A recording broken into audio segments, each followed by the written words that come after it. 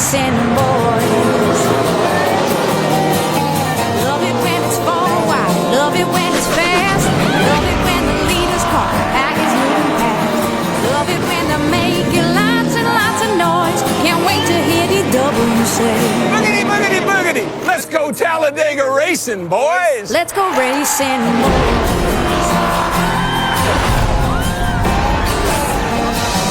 Let's go racing, boys.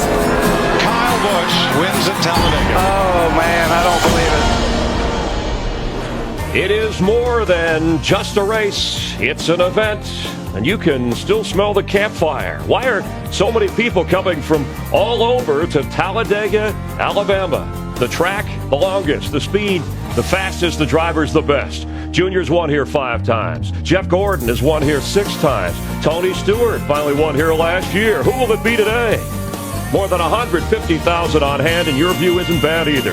Temperature in the 80s, it'll heat up, sunny and clear as NASCAR on Fox welcomes you to Sprint Cup Racing and our Hollywood Hotel trackside. The driver, Darrell Waltrip, the crew chief, Jeff Hammond, Chris Myers, and great to be here at Talladega. In the immortal words of Ricky Bobby, if you ain't first, you're last. Oh, come on now, Darrell. You know good and well. This is a race fan's dream place. I mean, it's an exciting place to be. It's the quarter pole of the season. This race marks it, and the headlines, the storylines, 4 different drivers from the same team have never won consecutive races. Can Hendrick pull it off today?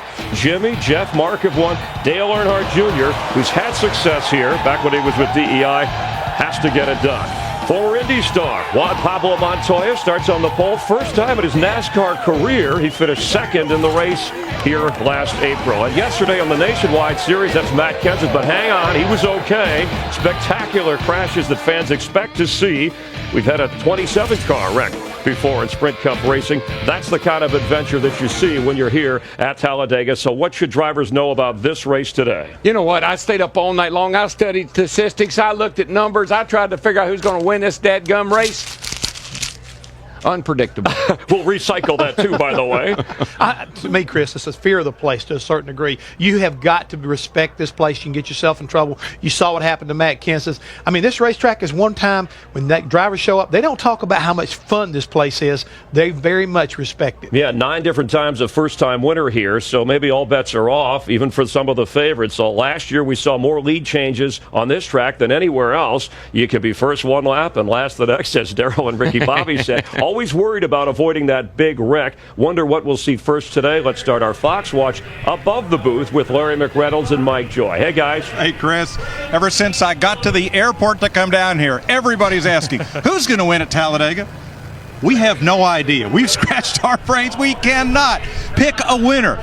Dale Jr. calls this race a lottery.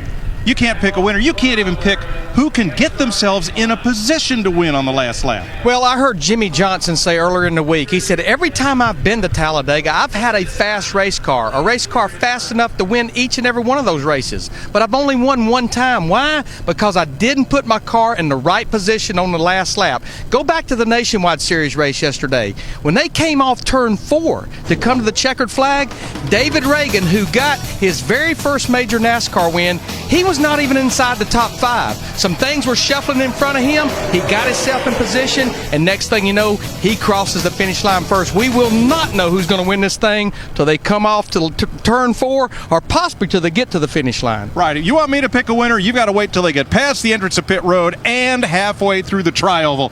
And then maybe I'll give you a pick, Chris. Thanks, guys. And tailgating at Talladega with Alabama Larry coming up in our expanded pre-race show. But now to Mark Martin and Tony Stewart. And Mark said that Tony is his driving hero. Quite an honor. In his first year as owner-driver, Stewart showing heroic patience. The last 3 races, he's finished 3rd, 4th, and 2nd. Now, last year, his patience really paid off here at Talladega, where after 6 second-place finishes, Tony finally got a win. Tony Stewart is a romping and a stomping. How about Tony Stewart in that 14 car? Things must be working well. He's just getting better and better every week. We're just chiseling away, man. I can taste it. I know it's coming. Tony in the Old Spice Office Depot car getting ready to roll. Thanks for joining us live down on the track, getting ready to roll. Tony, are we making too much of the idea that you seem more comfortable as an owner-driver so far this year? No, I think you're right. I mean, I definitely see a little difference too. I'm a little more relaxed, but I don't have a logical answer for why that is. I should be 5 times more stressed out than I am just driving the car. But I think it's we've got really good people, and I've always been surrounded by good people. That's something I've been very fortunate my whole career in racing and my whole life to be surrounded by good people. But having Bobby Hutchins and Darian Grubb and Tony Gibson and a teammate like Ryan Newman, everything has just fallen in place for us. Smokey, DW, you're off to the best start. You just mentioned the great people. What do you attribute, though, this great start to? Because this is totally uncharacteristic for you. Yeah, it really is. I mean, you look at the last 10 years, my entire Cup career, I've never got off to this kind of start. But I wish I knew. It just seems like I'm real comfortable with the Hendrick chassis package and the engine package, and Darian and I just have clicked right from day one. So it's very similar to the relationship I had with Greg Zipadelli. So it's just kind of picked up where we left off last year, and everything's just been really good. I mean, we figure we had a couple races there where we had a couple hiccups, and if we didn't have that, we'd be second in the points right now and only about 20 points out of the lead. So everything's went really well, and we're just taking it 1 week at a time. We don't get ahead of ourselves. We literally we'll run the race today. We'll go back to the shop tomorrow at Stewart-Haas Racing and sit in our competition meeting and see what we did right, see what we did wrong, and see what we can do to make it better next week. Well, Tony, you're talking about doing things right. The other day you made your announcement, the 5th annual Prelude to the Dream, and this year, you're going to be basically, I guess, taking care of the military with your new event. So, tell us about that. Yeah, excited. This is the 5th year for it. It's the response from the drivers and everybody in the racing media. It's been so much fun. We started out just trying to invite a bunch of our buddies up to come race for a night, and it's turned into so much more. We've raised over $2 million in the last 4 years with the Prelude to the Dream, and this year being able to support our military and support the 4 different departments there with with injured soldiers and fallen soldiers and their families. That's something that we're really proud of. We're proud that we're able to give back each year, and just very grateful that we have the drivers that come want to be a part of this every year. The Daryl and everybody that comes up and donates their time. It just means a lot to us, and we're excited to do it again. We got it with HBO pay-per-view again this year, and just excited for it. It's something that all the drivers look forward to. It's very flattering and humbling to me when we've got so many people that want to come. We've got 8 Cup drivers that are on a waiting list wanting to come to the race that we just don't have room for. So it's pretty flattering, the response that we've had from everybody, and it just keeps getting bigger and better every year. Hey, you want Chris and I to come sell hot dogs for you? I'll do that if you want. I would love to see Chris in the kitchen, actually. My son, you're his favorite driver, but he hasn't met you yet. Hey, I'm kidding. All right, Tony, have fun. Have fun today, okay? Thanks, guys. All right, thanks. Tony, he's a strong finisher, the closer. Let's check in with our pit reporters, starting with Krista Voda. Krista, what's going on today? Mark Martin says this teammate carries the weight of NASCAR on his shoulders. How much pressure is Little E feeling today? I'll talk to Dale Earnhardt Jr. There have been 9 first-time winners at Talladega. I'll talk to a driver who has a great chance to become the 10th first-time winner this afternoon. Talladega is NASCAR's biggest track. How big? Numbers to amaze and inspire your friends coming up. Mark Martin was the most popular man in Phoenix, ending a 3.5-year winless streak. Today, the goal even loftier as he chases a 12-year mark. We'll talk to driver 5. Thank you. Our pit crew will make sure you do not miss a thing today. Here's what's ahead in the show this season on Fast Forward. For Jeff Gordon, we're going back to the 80s, some throwbacks, classics, some you want to throw back. And top drivers wish they had the talent. Darrell Waltrip talks with Kyle Busch, winning on the track and winning over fans. Alabama native Larry McReynolds, he grew up just down the road from here. He'll give us a little history lesson on the greatness of this track. Carl Edwards, kind enough to give Jeff a ride to the race in his other vehicle, and Jeff held up okay. Talladega home to High Speeds, Big Rex, and Diggers home. The Fox Gopher comes out to say hello from his view. And we'll attempt to set the world record for the largest chicken dance with everybody getting involved. We want you to stand up at home and join us as well. Gas and go ahead. We're glad you're with us for NASCAR on Fox. NASCAR Sprint Cup Racing on Fox is sponsored by Subway, home of the famous $5 footlong. Subway, race hard, eat fresh. By Claritin Allergy Products, live Claritin Clear. And by Sprint, NASCAR Sprint Cup Mobile. It'll change the way you experience the race. NASCAR Day, partnering with Susan G. Komen for the Cure at Fox Sports Supports to raise money for breast cancer research. That's Nancy Brinker, founder of Komen for the Cure. Today's official race director this morning took a lap with Elliott Sadler, attended the drivers' meeting as part of the pre-race festivities. If you want to get your NASCAR Day lapel pin, like the one that we're wearing, log on to NASCAR.com/NASCAR Day. Proceeds from your purchase will benefit Komen for the Cure. Yeah, I got on my NASCAR Day pin, but I got on my Susan G. Komen pink tie for the ladies today. Daryl and Fox supports. 50-year-old Mark Martin telling me this week he's the happiest he's ever been in racing after winning for the first time in his last 98 tries. Mark also said thoughts of retirement are moving further and further into the back seat. Victory never grows old. Coming like a freight train. Mark Martin playing Catch Me If You Can. This is a popular win. Becomes the oldest winner here at this race. Good job, Mark. Mark Martin's going after a couple firsts today. His first win here at Talladega in 12 years and his first COT race here at Talladega. And Mark, this race, gamesmanship, chess moves.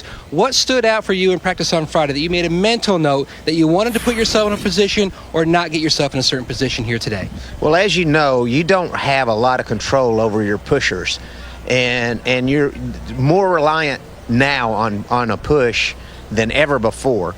And so taking into consideration that I really don't have great control over that, I want to be fairly close to the front if I can be, because the cars just don't seem to respond. If you're ready to go and you're ready to pull the trigger and make a move, not much happens unless you've got a great crowd behind you. I'd rather be closer to the front and have, the crowd wanting to get onto a car, latched onto the car that was close to the front. And that's the biggest thing, is I didn't feel like I could make anything happen unless all of a sudden a bunch of cars lined up behind me, and then it was pretty easy. Mark Martin trying to make it 4 straight for owner Rick Hendrick here today.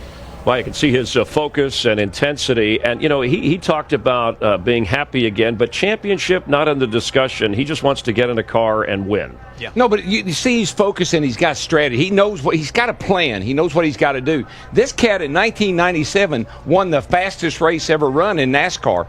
He averaged 188 miles an hour for 500 miles here. So he knows how to win this race, and he knows he's got to have friends to make it happen. Yeah, right now he's a fountain of youth when it comes to what he's been able to pull off as far as winning of the week. But the key thing right now, Chris, when you talk about championships, that's not important to him. He's going to worry about that the last 5 races of the season. And right now, it's just wins. That's all he wants to do is win, and he wants to represent that 5 team the best he can. And we'll hit speeds. We'll see him 200 miles per hour at some point in the race today. And although he's yet to win a race this season, Carl Edwards, former teammate of Mark Martin, 8th in the standings at his Claritin Aflac Ford. And, Aflac, their new slogan, "We've got you under our wing." And coming to Talladega, our wingman, Jeff Hammond, got to hang out with Carl. Well, the cool thing about it was going with Carl this other day was the fact that we know about his back flip. Well, I got a chance to experience a different type of flip. Hey, Carl, you here? Oh, yeah, man. Hey, you about ready to go to Talladega? Yeah, I'm ready to go to Talladega, but I got one little surprise for you if you want to go check it out. I think you'll like it. That's awesome. It's really, really fun. That's probably the neatest plane you ever fly. So what do you want to do?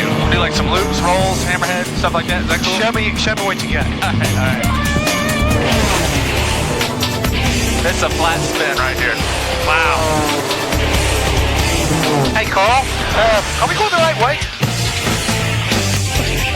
Can we go to Talladega now? Yeah, we can go to Talladega now. All right. See you later. 37 squawk 5722 at 2976 on the altimeter right. Let's go to Talladega. All right, let's do it. This is your captain speaking. There will be no food on this flight. I got to know something. Yeah. Why were you picking on me at Texas? I'm sorry, I'm still struggling with Jeff Hammond's outfit. I can't believe it. We all are, Carl. I told somebody, hey, I'm going flying with Jeff Hammond. They said, is that the guy who was wearing that cowboy hat and that blue thing at the Texas race? I said, that's it. In 10 years, when you look back, what would you like to see as far as your success? I want to win in the road course. I want to win at Martinsville. and I want to win a championship. If I can do those three things, preferably this year, that'd be great. You're a nationwide champion already. I mean, but why do you keep doing all the races and plus all of what you got going on? I just like racing, man. I mean, what I really want to do is I want to win the nationwide championship and the Cup championship in the same year. I think that'd be the most amazing accomplishment in American motorsports. And everything you've ever done, I mean, I watch you. You know, you go at it 110%. Yeah. How about your marriage? Yeah, my marriage has been great, man. It's been probably the best thing I've ever done. Kids? You want a family? Yeah, I do. I do want to have some kids. So, and Kate wants to as well. So that'd be wild. 3 Charlie Mike, let's just start whenever you'd like.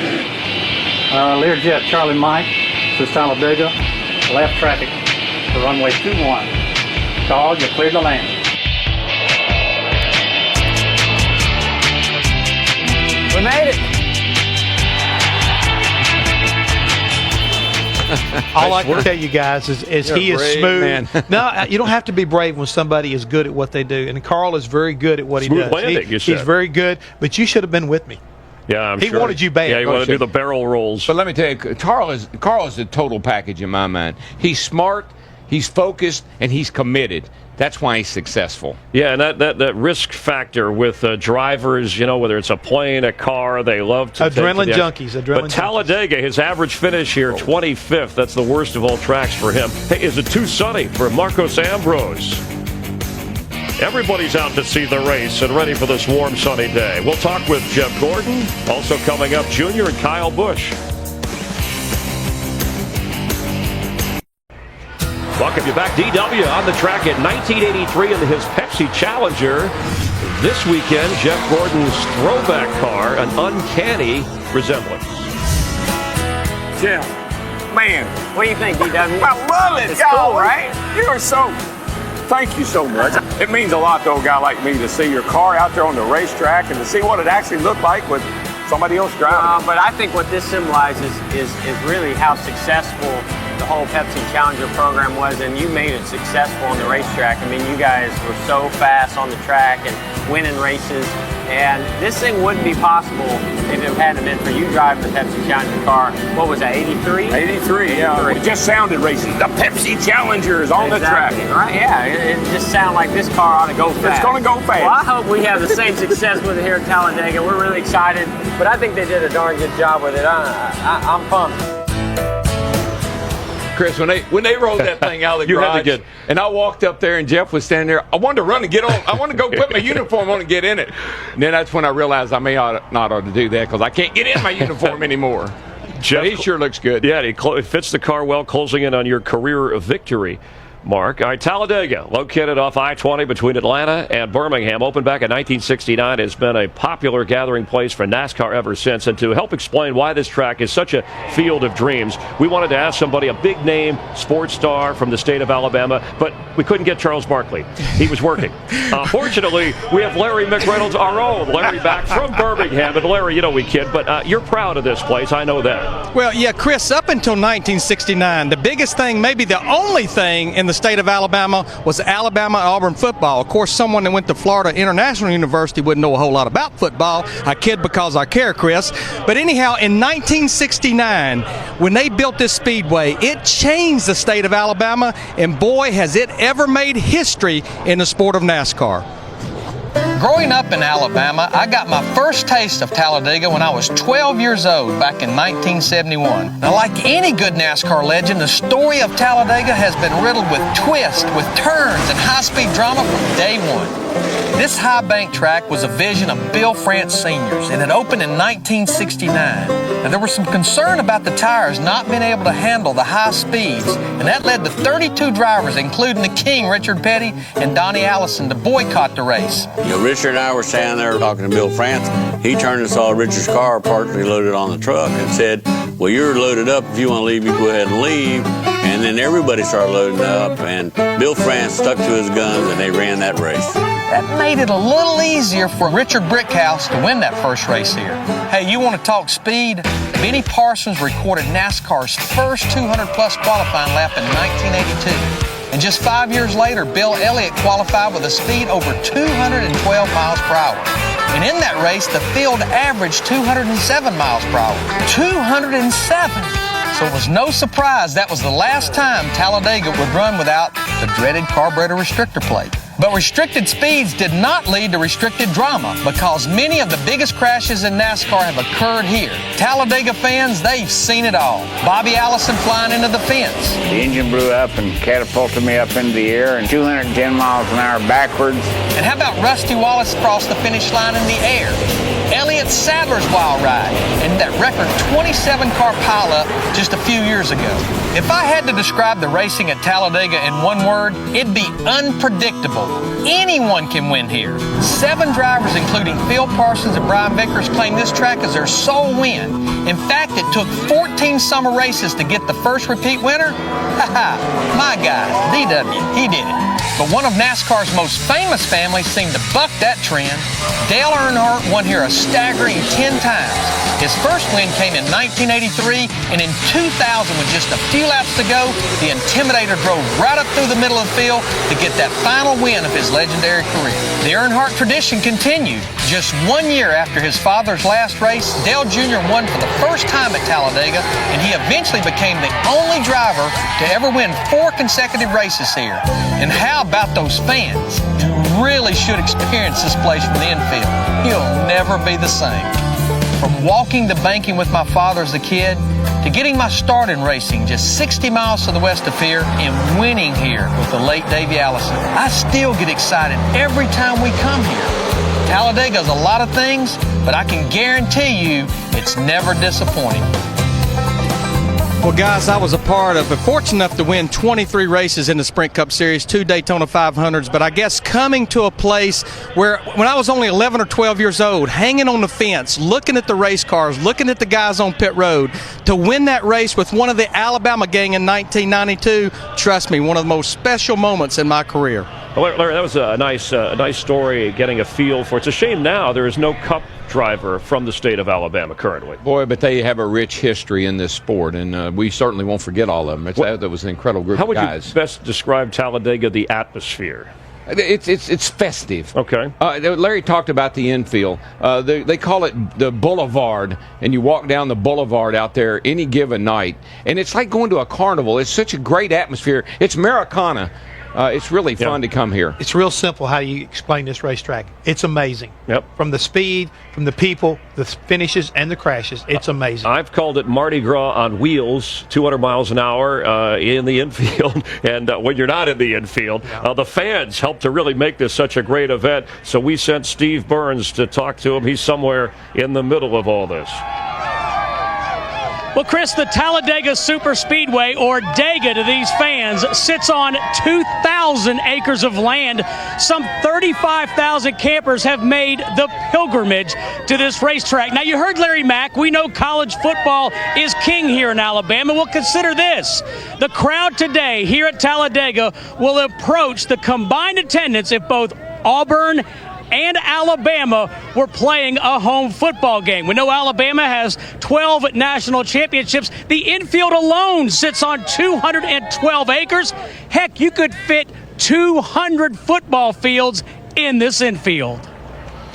Thanks, Steve. We're counting it out of the start of the race. 500 miles around this just over 2.5-mile track, and the faces of the competitors who all gather together at a driver's meeting, which we'll take you into before they roll. Coming up here, we'll talk with Dale Earnhardt Jr., and DW sits down with Kyle Busch.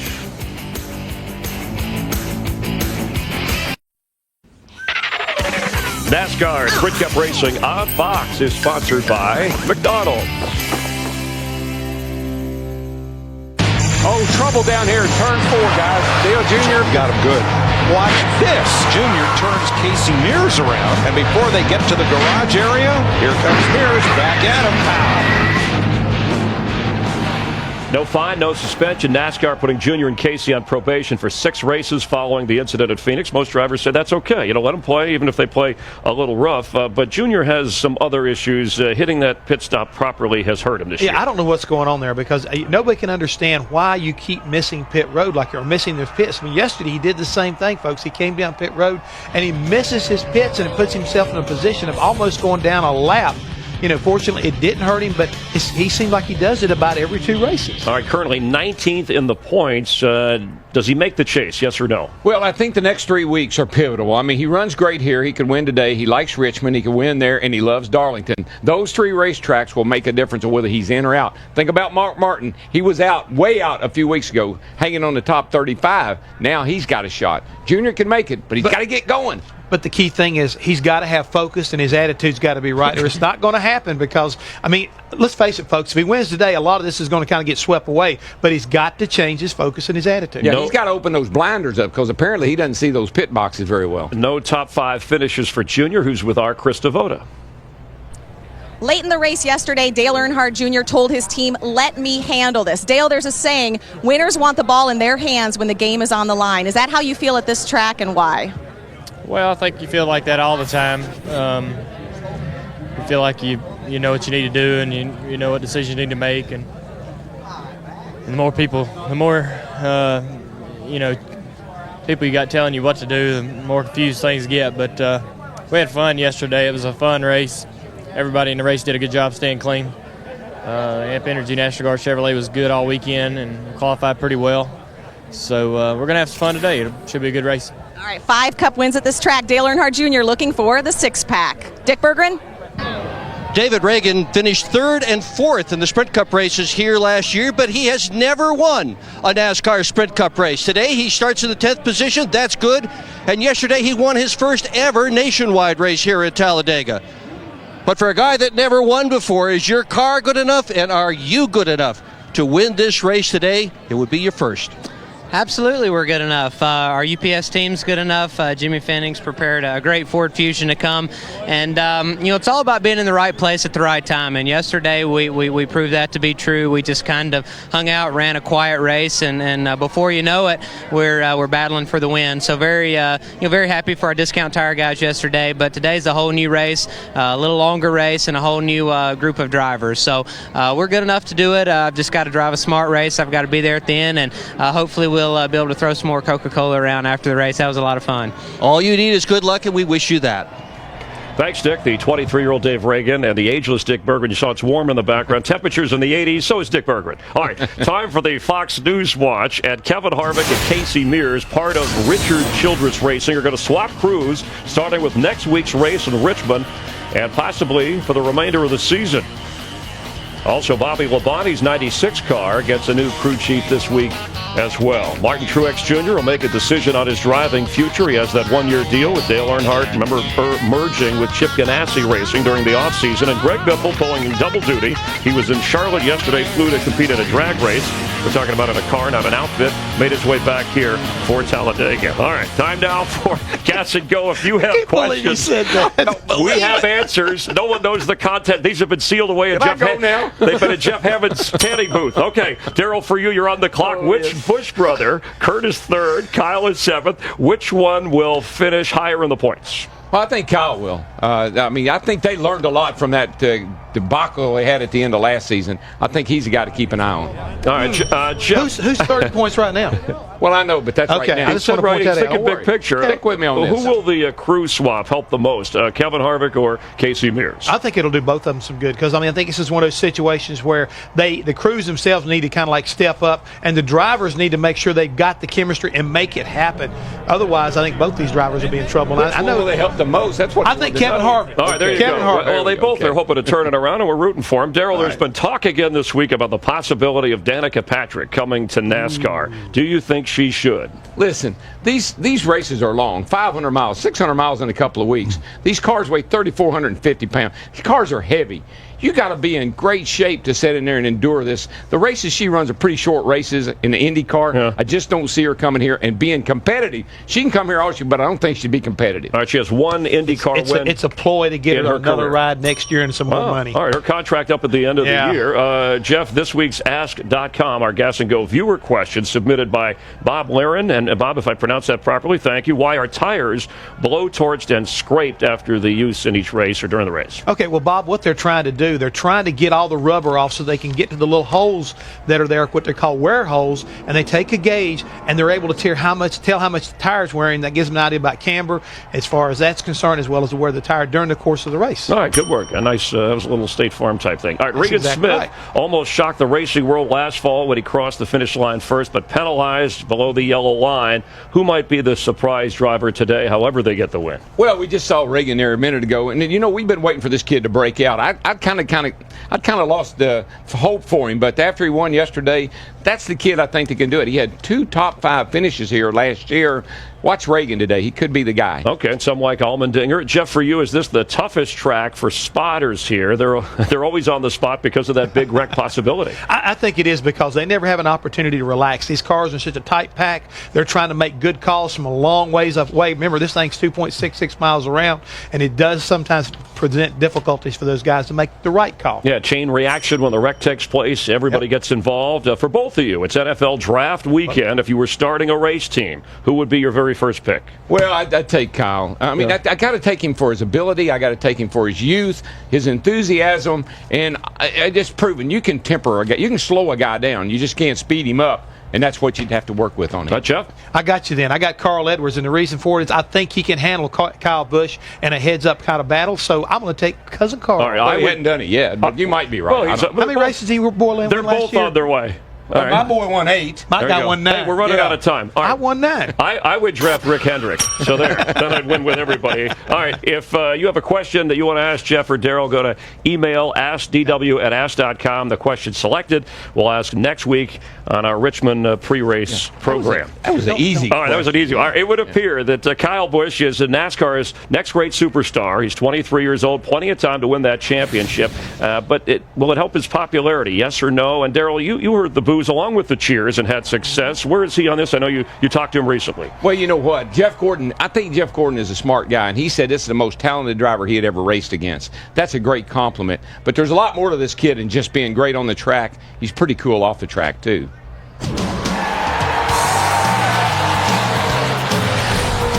Did you know that you were going to be this good? I knew I wanted to be that good. You know what? I've probably given up about 20 wins. So, I mean, I feel like I could be a lot further along than where I'm at. Yeah. That's how I look at things. Yeah. You know, I look at the days we lost and seeing why and how can we make those days better and not happen again. You're winning races. You know, I love your little burnout, and you get out and you bow. I mean, you almost taunt the fans. It's fun, right? You did. I was guilty of that to some degree, but are you having fun with that, or is it getting to you? I felt worse in the beginning about getting booed than I do now. I'm having fun with it. Yeah. I think it's cool. I think it's the greatest thing. I'm like, you know what? You don't like me, that's fine. You like Dale Earnhardt Jr., you like Jeff Gordon, you like whoever you like. You know, that's fun. That's what this sport is so much fun with, because there is such passionate people. You're not going to please everybody. Jeff Gordon can't do it. Right. Dale Earnhart Jr. can't do it. Right. How am I going to do it? You didn't do it. No. Would you like to be as popular as Dale Jr. is? No. No. To be honest with you, I wouldn't. Right now, I can just barely get away with going out, and it's gotten to the point now where I'm getting noticed a lot more, but they're still cool about being calm about Not it. Not fanatics. Yeah. It's not like, oh my God. Yeah. Dale Jr. Yeah. Ah! You know, brothers don't always see eye to eye. No. I don't know if I can attest to that. Right. What is the relationship like with Kurt? It's good. You know, off the racetrack, it's good. We talk a little bit, and we can, BS here or there and stuff like that. But on the racetrack, we seem to have a little different philosophy. I kind of want to be smart to him and say, well, that's how we do it up front. Because last year he struggled, but I've kept my mouth shut, so now this is probably going to get out to him. But, I love it. It's like when I see an opportunity, I go for it. Yeah. It doesn't matter if it's Kurt, it doesn't matter if it's Jeff Gordon, if it's Jimmy Johnson, if it's Dale Earnhardt Jr. If I see an opportunity, I'm going. I get a tweet every now and then. Okay. And I got one, and they want to know if you've ever scared yourself in a race car. I have a couple times, yes. First ever scare I had, though, was when I was driving a Legends car back at home in Vegas. I was 14. Thing clipped dead right and went right on into the wall. And so that one was a hard hit. And I thought after that I wasn't going to be able to get back in one. But you know what? My dad was like, you're going to have plenty of those. And more than likely, 9 out of 10 times you're going to walk away from it.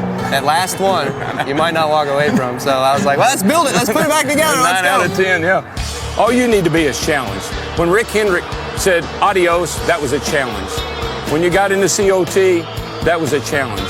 So you love a challenge. And every week is a challenge, really. I mean, I want to go out there and win. The win is the challenge. And sometimes we don't meet that, but ultimately, you know, we give it our best shot. We try our most. The thing that I'm all about is winning, you know, and anything less than winning is just, it's a loss. You throw it away. You know, he's a smart kid. There's a lot going on in that head, but I got to tell you something else. There's a lot going on in that heart, too. He does a lot for kids, has a great foundation. He is a very caring, giving young man. Proud to be able to do that interview with him. Yeah, glad you had a chance to talk to him. I know you're heading up to the booth with Larry and Mike. If you're a driver, where do you want to be on this last lap here? Depends on who's behind me. Based on yesterday, anywhere in the top 5 would be fine, but I like to figure out who's behind me, and then I'll go. All right, have fun today. All right, we'll have Jeff's checkpoint list on what to watch for in today's race. There's your pole sitter, first ever pole in NASCAR. You'll see cars at high speeds in high def as wide as 5 wide. We'll be back in Talladega.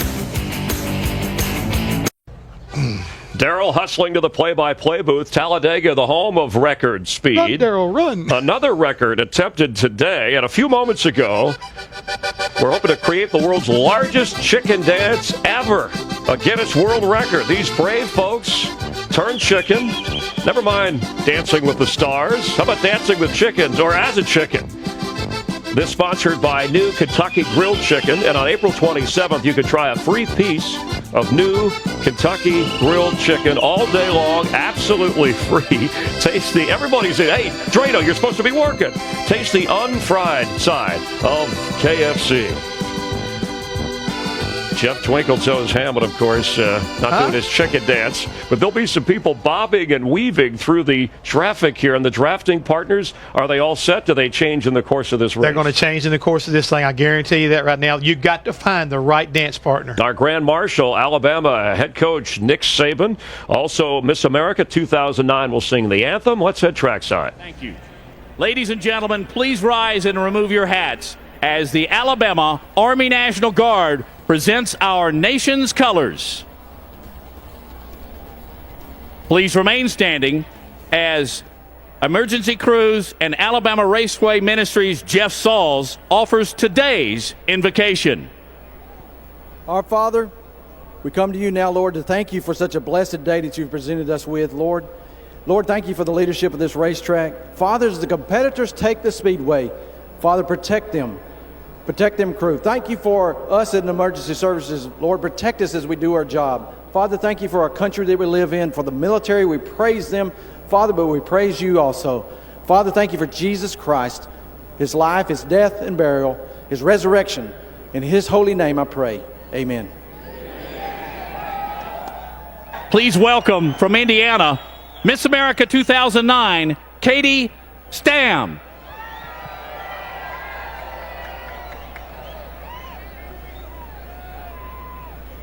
Oh, say, can you see by the dawn's early light what so proudly we hailed at the twilight's last gleaming, whose broad stripes and bright stars through the perilous fight were the ramparts we watched, were so gallantly streaming, and the rocket's red glare, the bombs bursting in air, gave proof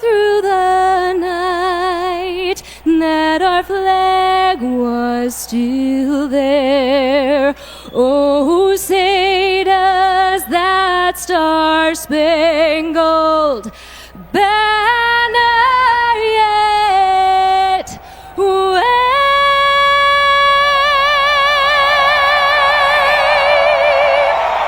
o'er the land of the free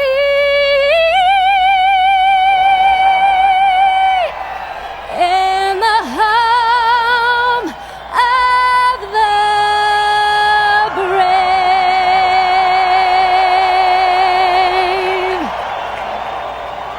All right. One of the great American sports scenes from Talladega, Alabama. More than 150,000 fans on hand, and we're glad you're with us on Fox. 2 hours before every race, all the participants gather in the drivers' meeting to go over rules as you get a look at some of the guys here. But at Talladega, the rules a bit tighter. This is your warning. Race above the yellow line. It's NASCAR's judgment. You go below the yellow line to improve your position, you'll be black flag. That's as clear as we can make it. You all know how to get around here. You know how to get around here smartly. Let's do that for 188 laps. NASCAR official David Hoots, and very clear, only one other track has this kind of rule, and you can tell by his tone he means business. He means business, and this is the double yellow line he's talking about. Don't go below it. In the fall, Regan Smith tried to do it against Tony Stewart, didn't win the race, and got penalized for it. Something we'll keep an eye on. Jeff, how about your Verizon Championship checklist as we'll be watching the race here from the Hollywood Hotel? Well, the key thing right now, when you get in this car today, you've got to think. I mean, when you start that car up, you got to be thinking about how to keep myself out of trouble and make sure I'm smarter than the guy beside me. On top of that, you got to have patience. You got to understand that this is 500 miles. You got to be around at the end to be able to win it. And oh, by the way, you need to be lucky. You got to have a little bit of luck, I think, at Talladega to be able to pull off a win. Better to be lucky than good. Sometimes you have both. You know, Jeff Gordon, who's our points leader, 12 restrictor plate wins in his career, the best of anybody. He's had 6 victories here at Talladega. Saying hi to a young fan to get ready to roll. Right. But he's a great example of all the things I'm talking about. Thinking, being patient, and he takes a little bit of luck to go along with it. He's won a lot of races. How about, you said drafting partners are going to change. Mark Martin coming off a win. He's had success here. Is the same guy who's your drafting partner early a guy you want to come back to later in the race? Absolutely. You'd like to be able to, but sometimes you have to change it up as you go along. And the way the race goes, it'll affect the kind of choices you make. 500 miles of real adventure. Let's head down to the track at NASCAR's version of Roll Tide. Ladies and gentlemen, please welcome head football coach from the University of Alabama, Nick Saban, as he delivers the most famous words in motorsports. Gentlemen, start your engines.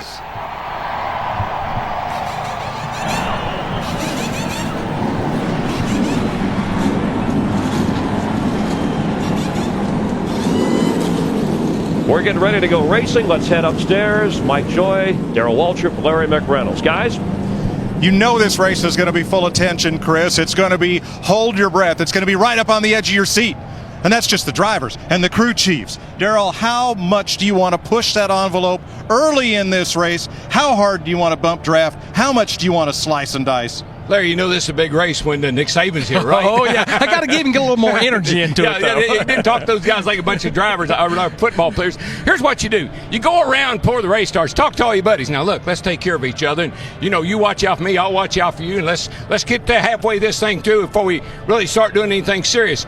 About that time, second lap of race, he runs up and bams you in the back end, wiggles you, and you get into the guy beside of you. And, folks, from there on, it is on.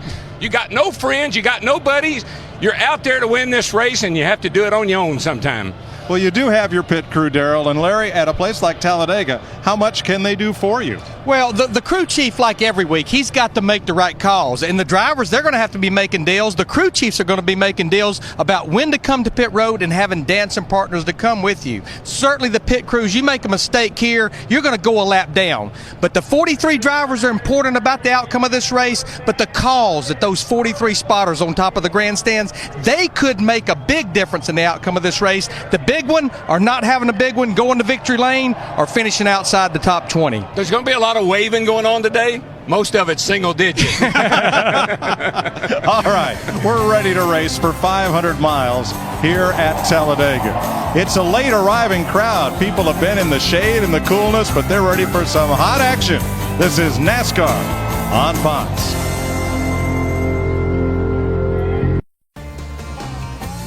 All right, bud, rolling off here. Looking left at your pit box. It's a beautiful, perhaps a perfect day for racing in central Alabama. 82 degrees, just a few light, fluffy clouds. Not much of a breeze, just enough.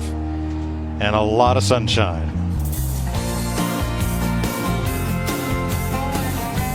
The 43-car field rolls off, mindful of what happened here last fall. Upper left of your screen, Carl Edwards bump drafting the 16, his teammate Greg Biffle, and in the blink of an eye, most of the Roush Fenway fleet, along with a lot of other contenders, are taken out of the race.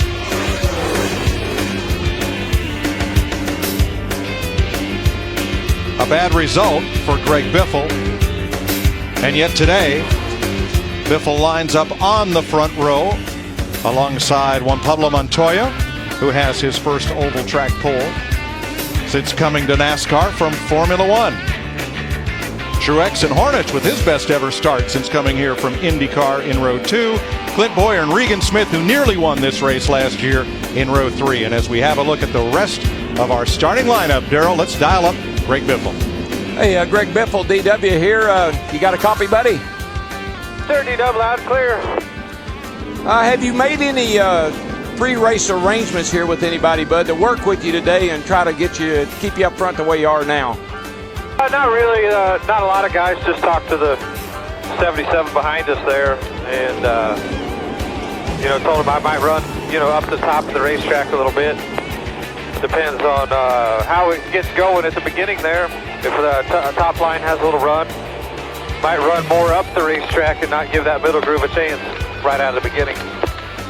How about in the team meeting yesterday or this morning, whenever you had it? Did you talk to your teammates, maybe thinking about what happened here last year? Yeah, last year or yesterday, either one probably. We're going to help each other the best we can, but be conscious of not, being too aggressive. I think that's the main thing. Just bump drafting is the thing that we have to do. We just have to do it right. All right, my friend. Well, have a great day. You've been running good. Keep her up front. Keep everything in your windshield or in your rearview mirror, and keep that windshield clean. That's what I'm working on. Just happy that 3 and Ford Fusion qualified so well. The guys just doing a great job for me. Best restrictor plate car I've had in a few years, so I'm excited about today. All right, roger that. Good luck. Greg Biffle starting outside pole today. Make it a great race day with the perfect balance of flavor and refreshment. Budweiser, the great American lager. Let's take a look at our FedEx Understanding the Race. What this is the trends or the patterns of the 8 spring races we've been doing NASCAR on Fox here. Number of cautions, average about 6. The last 4 races, we've had 8. In 2001, caution-free. The first caution comes normally on the average about lap 35. In 2002, it went all the way to lap 116, normally the first caution for the first crash. The longest green run here, average about 82 laps. That's about double what a fuel run is, so we'll see probably 1 to 2 green flag stops at least. And the last caution, you can almost bank on it around lap 177, roughly 10 to go. Sometimes on the last lap, it's not unusual to have a green-white checkered here. Not unusual. I thought it was a rule. Oh, well, it almost is. We had 2 in 05, we had 1 in 07, and we had 1 in 08, so it is. It's almost expected. 1 car on pit road. I believe that's Scott Speed. And jacking up the left side of his car. Let's go down to our pit reporters and get late breaking stories. Chris Devoto. Well, Mike, last week, Jeff Gordon turned in his worst performance of the year in Phoenix. He was sick, though. His back was killing him. His back has been an issue all year long. I talked with Andy Krupp, who's in charge of the inside of his race car. He said they thought about using lumbar bags or changing the angle of the seat. They did none of that. Jeff said he should be good here because it really only bothers him on the short tracks. Jeff did tell me the spasms continue, but he said here at Talladega, he is stronger than ever. Steve? Well, Krista, all these drivers have spotters atop the roof here at Talladega. Their eyes in the sky. Now, for Ryan Newman, his spotter is his father, Greg. Greg told me this morning 2 things to consider here at Talladega. I've got to get information to Ryan very quickly. The holes close much quicker than they do at Daytona, and I have to tell him about the muscle coming behind him. Let's go to Matt Yoakum. On Saturday, Dale Earnhardt Jr.'s Cup spotter, TJ Majors, worked his Saturday gig with Brad Keselowski, so Dale Jr. had to go to the bullpen for his spotter, and he chose his cousin. For the first time in his career, Tony Eury Jr. was a spotter for a NASCAR race. He learned a lot of different factors. The biggest issue for today that he feels like can help them go to victory lane, utilizing their second channel. Passing information, Dick Berggren, from the pits to the spotter, better to Dale Jr. Well, 3-time IndyCar Series champion Sam Hornish has had a rough introduction to big league stock car racing. Yesterday, however, he turned in his best time trial effort ever, 4th. Unfortunately, last night, he came down with a flu, caught it from his wife. He's been up sick all night long, been to the infirmary twice this morning to get IVs. He told me a few moments ago he's not sure he's going to make it all the way to the end of the race. So they have got a backup driver here ready to go in case Hornish can't finish. Wow.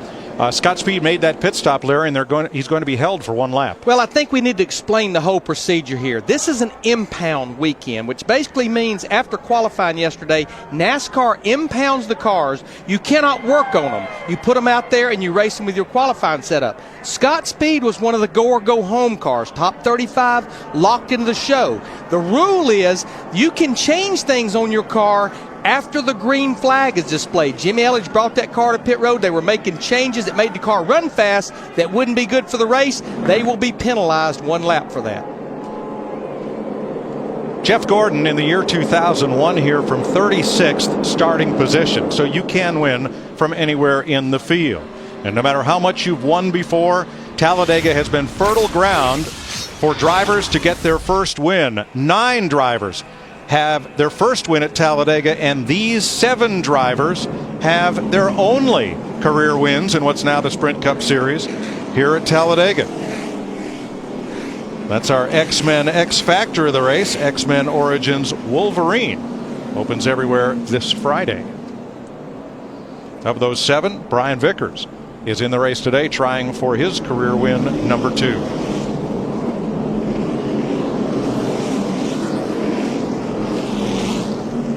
Today's race will go 500.1 miles, 188 laps. And there you see it, pit road speed 55 miles per hour. The pit window for Sunoco race fuel, 42 to 46 laps. A lot of cars going to the rear for engine changes. You see Robbie Gordon, his car was too low. In post-qualifying inspection, his time was disallowed. One thing, if you look at those engines, all 4 of the Richard Petty Motorsports cars had to change engines. They came here with a little different package to be able to run more tape on the nose to help the drag, and it didn't work for them, so they had to change engine in all 4 of those cars. Just real quickly on Jeff Gordon's back, you're going to have more back pain here than you are anywhere we go. Not from the physical stress, but from the stress. Yeah. How hard you hold, tight you hold on, and you got to keep that right foot planted. That runs right up to your back. Another driver who might be a little bruised is Matt Kenseth. Now, David Reagan won the race yesterday. His Roush Fenway teammate was not so fortunate.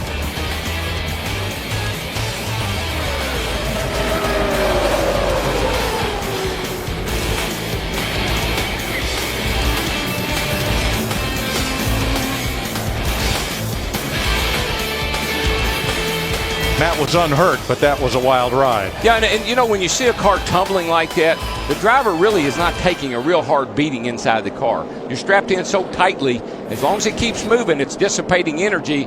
Doesn't hurt too bad. 80-plus degrees, nearly cloudless skies, packed infield, and a very strong grandstand crowd. Ready to see the world's fastest speedway and what it has to unfold for 43 great drivers. Sorry, go ahead, Darrell. Talking about how fast it is, 2 hours and 39 minutes and 18 seconds in 1987, or 97, Mark Martin, 188 mile an hour. They head toward the Tri-Oval, and unlike Daytona, the start-finish line is not in the center of the Tri-Oval. It's way down past the exit of pit road, down toward turn 1. Many a race has been won or lost between this point right here and the start-finish line. DW, she's big and she's bad and she's bold and she's fast. Reach up there and pull those belts tight one more time. Oh, this is one of those places, Larry, where we're going to do a lot of boogity, boogity, boogity. Let's go Talladega racing, boys.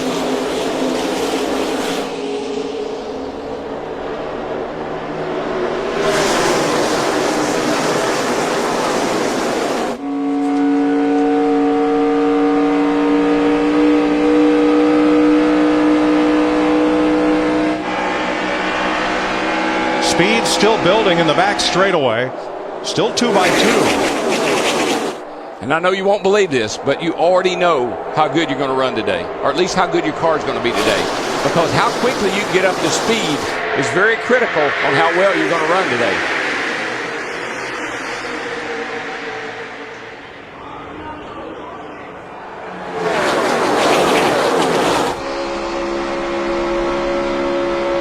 It didn't take them long to stay 2 wide. Now they're 3 and 4 wide through the tri-oval. Juan Pablo Montoya in that 42 car gets a push from his teammate Martin Truex Jr. He'll lead lap 1. Yeah, and Matt Kenseth is running right up on the back of his teammate David Ragan. I assume he just wants David Ragan in front of him today, not behind him. Now the outside groove led by Jeff Gordon with an assist from Matt Kenseth. But they are not gaining on that front pack on the inside. Excuse me, it's Biffle and Kenseth together on the outside. Mike, a lot of these guys tell me that these cars, this COT car, really likes the middle lane, that it really performs well in the middle lane, and you can actually pass a lot of guys when you get with the right people in that middle lane. Kenseth is one that really likes his car in the middle. And here he comes, straight up the middle. And they say there's just a huge suck on this car from both sides, and it just pulls you right up to the front. Junior and Biffle now in the middle lane. Hooked up trying to run down the front 4. 2 DEI Ganassi Chevrolets on point. Then a Richard Childress Chevy, and then the first Hendrick car is Mark Martin in 4th. Just look at the run that group is getting on the high side. When you get lined up, you pick up speed. And now you see Greg Biffle's hung on the outside. Now he's getting some help, but look at the positions he lost. When the outside really works is when the bottom is all clogged up and you get a little help around the outside and you can sail wide open and get by a lot of cars. A little tight yet to be making that work. Cars that started on the inside of rows 1 through 4 are now running positions 1 through 4. It was the inside line that went first as Montoya continues to lead. And a lot of folks wondering, can the former Formula 1 and IndyCar star win in a stock car at Talladega? He's won at Monaco. He's won at Indy. Can he win at Talladega? Well, I think most of these guys will tell you he can win anywhere if he's got a good car. But it's really much easier here than anywhere else we go if you've got a fast car. You can see right there the push that he was getting off into turn 3 by his teammate Martin Truex Jr. 197 miles per hour. Now we're seeing Dale Earnhardt Jr. in the 88 get that push by Denny Hamlin in the 11. 2 cars, I don't know why, 2 cars can get a lot better run on that outside than a group of cars can. It's just something about 2 cars running together on the outside really makes a lot of speed. It looked like Mark Martin went up to pick up Junior. By the time he got to the top lane, Junior was long gone. Now it's Junior and his former teammate Martin Truex trying to take the lead from Montoya.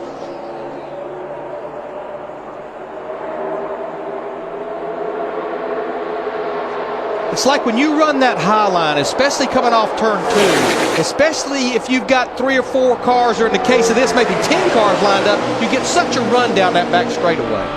Dale Earnhardt Jr. goes to the lead at Talladega. Denny Hamlin is his wingman. They don't get any closer than just like that. And Junior Nation filling this Talladega grandstand comes to life. This is what they came to see. If you're within 30 miles of the speedway, it's not an earthquake. Dale Earnhardt Jr.'s leading. And let me tell you, if he's going to make the chase, it's got to start today. Darrell, you talked about him in the pre-race show. I just believe, I know this is only one race, but I think if he comes out of here with a good race, you know what, it's going to build momentum. If he does not have a good race, it possibly is going to just bust that momentum. 4 wide mid-pack with Bobby Labonte up top. Now they break back to 3 abreast. And the lead will change again. Montoya has picked up Truex and the outside line moves. Krista. Mike, the only thing Juan has said on the radio, he asked if he should let the 1 lead a lap. Brian Petty said, hold on, let's let this thing get strung out. We don't have to do it yet. Montoya's ready to go, but he's also thinking like a teammate, trying to get Truex those 5 points. You can think like that when you're leading the race. You know, you got a lot of time to think when there isn't anybody in front of you. He's not the leader for long because Truex with Kenseth and Jeff Gordon in the middle, and here comes Reagan. Yesterday's winner, David Reagan, in the number 6 with rookie Joey Logano up top. Where'd Logano come from? That would be 22nd. They worked together yesterday. It was Logano that actually gave Reagan the shot that he needed to get to the lead to win the race yesterday. Oh, goodness. Boy, Jeff Gordon. And around. He's car to the wall. I think that was Jeff Gordon. Here we go. 8, 9, 10 cars. Mark Martin's involved. Man, you hate to see this early in the race. I believe Jeff Gordon was the first car sent It came up on me. up and into the wall. Somebody hit Jeff, and that guy started it. Look at that. Looks like a junkyard. All right, boys. Let's go to the garage, see if we can get it fixed. It's because it is. Oh, Boyer. Clint Boyer all torn up. Scott Riggs is in it. Jamie McMurray, Kevin Harvick, Mark Martin, Jeff Gordon, and more. Let's see where Jeff Gordon is here, because you see the smoke first when he makes contact with someone. And it's the car to his inside. Now here's Gordon. Here's Matt Kenseth. Watch the two of them and see if there's a puff of smoke.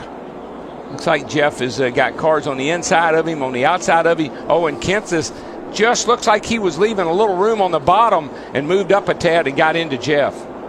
Casey Kane involved. Well, I think Allmendinger. Listen, when the field went by, there were only about half. It's only about half a field left.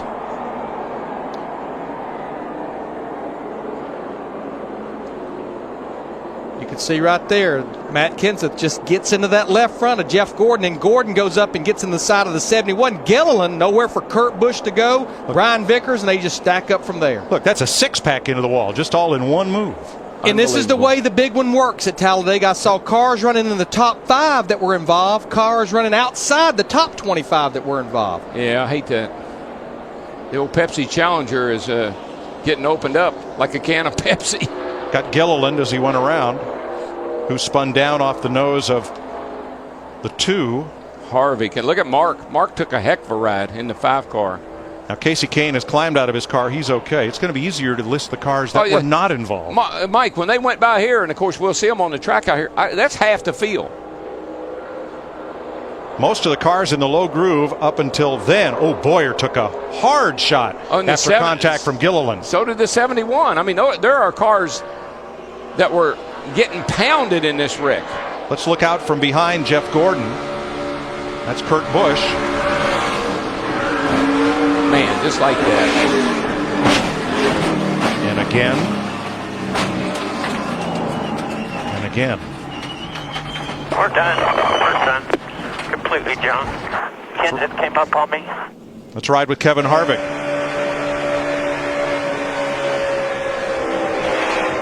Go low, go low, go low. Stay in it, stay in it. We're in it, boys.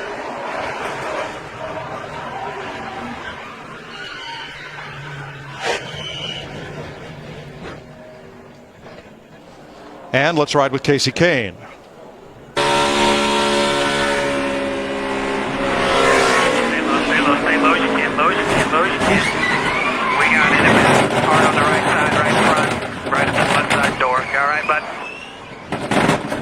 I'd like to see the Kevin Harvick angle once again and watch Jeff Gordon's car and see if it gets loose, Darrell, before the contact.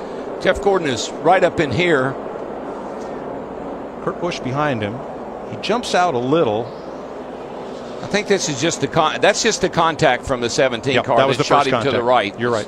Exactly what caused that. These cars are, I mean, there's a bunch of cars that are taking a pounding in this wreck. Pick your favorite driver and Here watch how right it back unfolds here for we him. go. Into the 71, the 24 into the 71. Here comes McMurray. Here comes Harvick. Mark's on the bottom.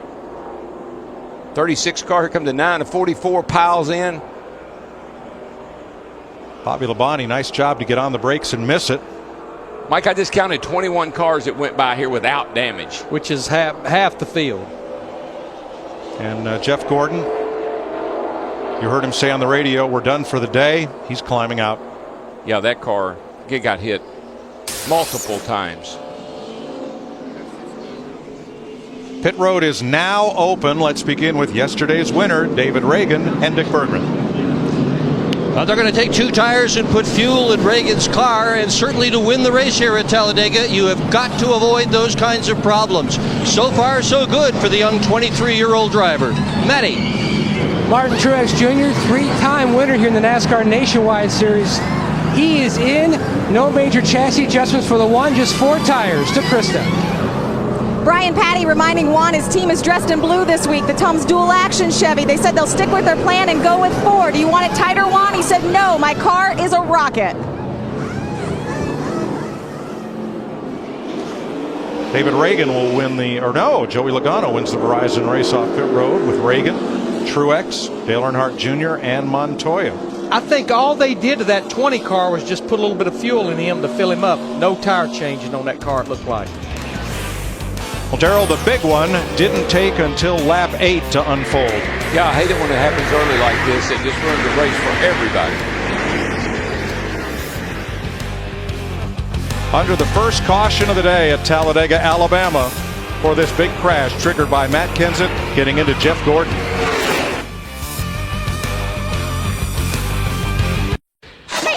NASCAR Sprint Cup Racing, sponsored by Burger King, who reminds you to have it your way. By Ask.com, where do NASCAR fans get answers? Ask.com, the official search engine of NASCAR. By Toyota, moving forward. And by Sprint, NASCAR Sprint Cup Mobile. It'll change the way you experience the race.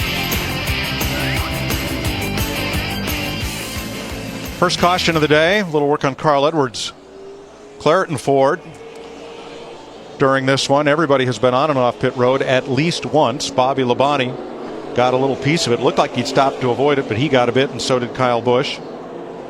Let's go back. Here are the cars involved in the wreck. This is in numerical order for the drivers involved with significant damage. Some, like Casey Kane's car, are headed for the garage.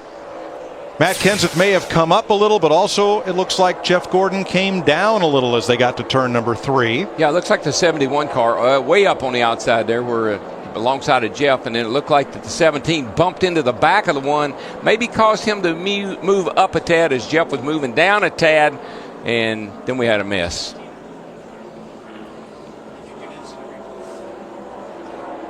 I mean, you could analyze this wreck till the end of the race. It's just Talladega. And there's the 17 right behind the 1.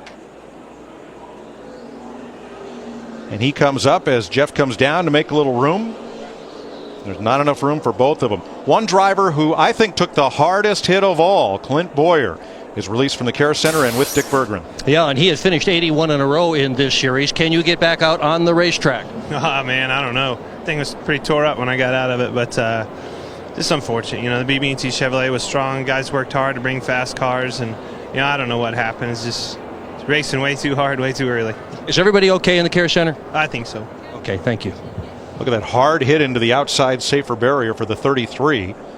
Among a lot of hard hits, 3 of Richard Childress's 4 cars were involved and likely done for the day. Yeah, the 5, the 71, the 44. I mean, they took hard driver's side licks. But I think there will be a tremendous amount of work going on in the garage area this early in the race. When you look at it, that's about half of our teams and drivers in the top 12, and a lot of guys fighting like Mark Martin to get in the top 12. Well, if you can get your car fixed and get back out there and make any kind of keep minimum speed up, look at all the cars you could put be ahead of. One more lap would make a big difference. One more lap, yeah. Right now, we have 9 cars that completed only those first few laps as repairs are made to the safer barrier. Now, ride with Jimmy Johnson and see how he gets through here. Yeah, because this is all right up in front of him as you see it starting to unfold. Cars going everywhere. In front of you. He's on the apron. Oh, man. That was so close. And I know, talking to Chad Knaus, that was their big concern about that qualifying run, was starting back there. So close for Jimmie Johnson, yet so hard for his teammate Jeff Gordon. Dick? Well, Jeff Gordon has come out of the care center, and the winningest active driver here at Talladega, the point leader. Is there any chance at all you can get that car back out? Well, I know these guys are certainly going to work real hard at it. It's unfortunate. I think this is the same way this Pepsi Challenger ended up in '83, so it sure did look good. It was driving good, and we were having a good time there. I was actually working well with Matt, getting up to the front through the middle, and I'm not really sure what happened. I was just kind of cruising along there in the middle. Matt got up there, I think, behind maybe the 11, and he went low. And so I was just cruising on up the middle, and I don't know if somebody got to the inside. How about we show it to you? Sure. Yeah. Here we go. Kind of saw it there, but I'd like to see a different angle maybe. If I could talk to somebody in the truck. But, it just... There's your different angle. Yeah. Yeah, Matt went down with the one car, and I guess what it was is whoever that was on the inside. I don't think... when there just wasn't enough room. When he got underneath Matt came up, and I was already there. Sorry to meet you here. We thought we were going to meet you in Victory Lane possibly next time. Yeah, and I was hoping he wouldn't remember that '83 race too. Steve Burns? Mike, with Mark Martin. Mark's just gone and patted his teammates on the back, and you had a chance to just watch the replay as your teammate Jeff Gordon was speaking. Your race car, unfortunately, is a mess. Yeah, it is, and I hate that for our Kellogg's CarQuest team. It was really a sweet race car, but they seem to be experts at building them. So I'm sure they'll come back with another great one. And we had a great weekend last weekend. I'm gonna stop short of complaining and be thankful for the good stuff, and look forward to climbing back in that thing next weekend. Thank you, Mark. Thank you. An early exit for at least 9 drivers, including 2 from Hendrick Motorsports and 3 from Richard Childress. We're ready for our third and clear to drive restart with third and clear indoors and out. We'll complete 13 laps at the line, and we're back under green. Well, we are, and this is a great opportunity for somebody that hadn't won a race this year to maybe win a race this year. Which there is quite a number of them at the front of the pack right now. Eight of the top 10. A lot of them that's never won a race. Exactly. 8 of the top 10, I think I just noticed, have not won a race this year or ever won a race. Boy, Martin Truex Jr. in that one car getting a push from his ex-teammate Dale Earnhardt Jr. They'll just drive around Joey Logano. You're just going to drive away. You're going to. These fellows have been longtime friends. They've been roommates. They're good buddies. They trust each other. They like each other. And bye-bye. They're gone, at least for the moment. Well, you'll get out there like that, but it won't take long to this pack to line up behind them and chase them right back down. You just cannot get away. I know it's a little early, and we got a lot of good race cars out there, but I think with the way this thing has played out already, this is Dale Earnhardt Jr.'s race to lose. I think he's got a great opportunity here to cash in, because we know he's got a fast race car. Yes, sir. Truex leads lap 14. Let's go back to the care center, Dick Berggren. Well, Kevin Harvick is actually out of the care center, Mike. He has been watching the crew trying to repair his car. Believe it or not, they're going to get it. They think they're going to get it back on the racetrack. What did it look like to you out there? Just from the replays is all I could see. I saw the 24 go sideways and just looked like 17. I don't know if he actually got told that the 24 was out there, but hard to tell. Just a lot of guys, a lot of smoke, and just kind of a typical way to finish this last month off for the Shell Pennzoil Chevrolet. Well, the good news is everybody is out of the care center. Everybody is okay. Steve? Casey Kahnes is okay, Dick. And Casey, looking, there's a lot of torn up race cars here in the garage. How bad is your number 9? It's pretty good. It's pretty torn up. Yeah, I think they'll get it fixed. The guys work really hard, and we'll get our Budweiser Dodge back out there, but it's pretty torn up and disappointing that early in the race, but it's kind of what it is. I don't know. This track's so smooth. There's so much racing room. You're running 3 and 4 wide simple, and then if somebody makes one mistake, there's a lot of cars can go down. Unfortunately, yours was one of them. Thanks, Casey. All right. It's kind of like dancing. Oh, really? Dancing's real simple until somebody steps on your foot. It's kind of what it reminds me of.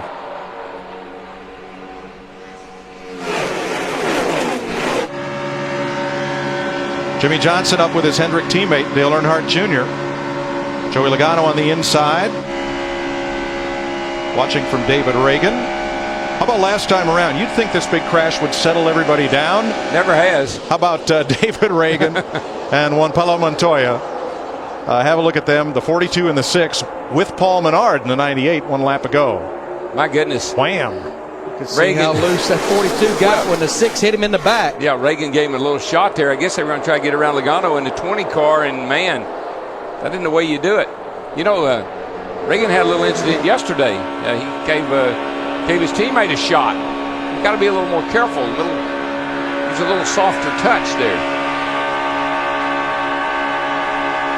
Denny Hamlin getting a little bit of a bump and a boost from Kurt Busch. In practice, Hamlin went out with his rookie teammate Joey Logano, who's running third right now, and Hamlin shoved Logano all over the racetrack so Joey would know the feel of the catch and release of a car bump drafting with him at these speeds in these cars. And since it was practice, NASCAR told him to knock it off. Yeah, and we were up here just about to jump out of the booth. I talked to Denny after practice, and he said he talked to Joey, and Joey said it wasn't bothering him a bit. He didn't know why NASCAR was upset.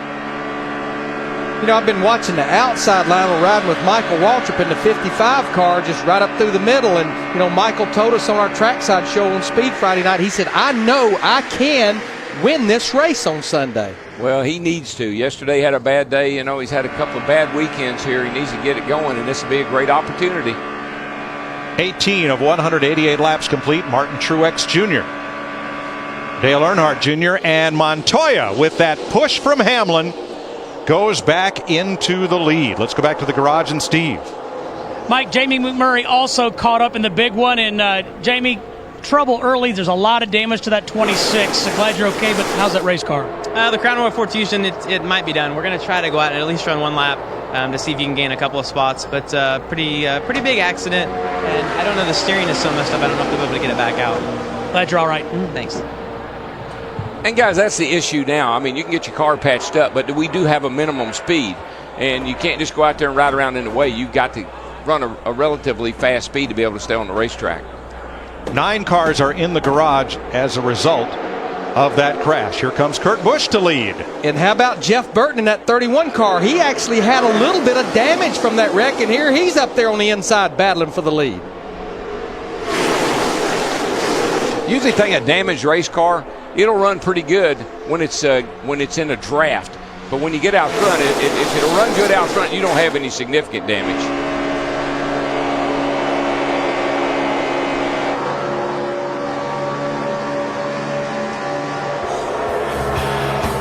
"20 laps complete this time by. This is the battle for the lead.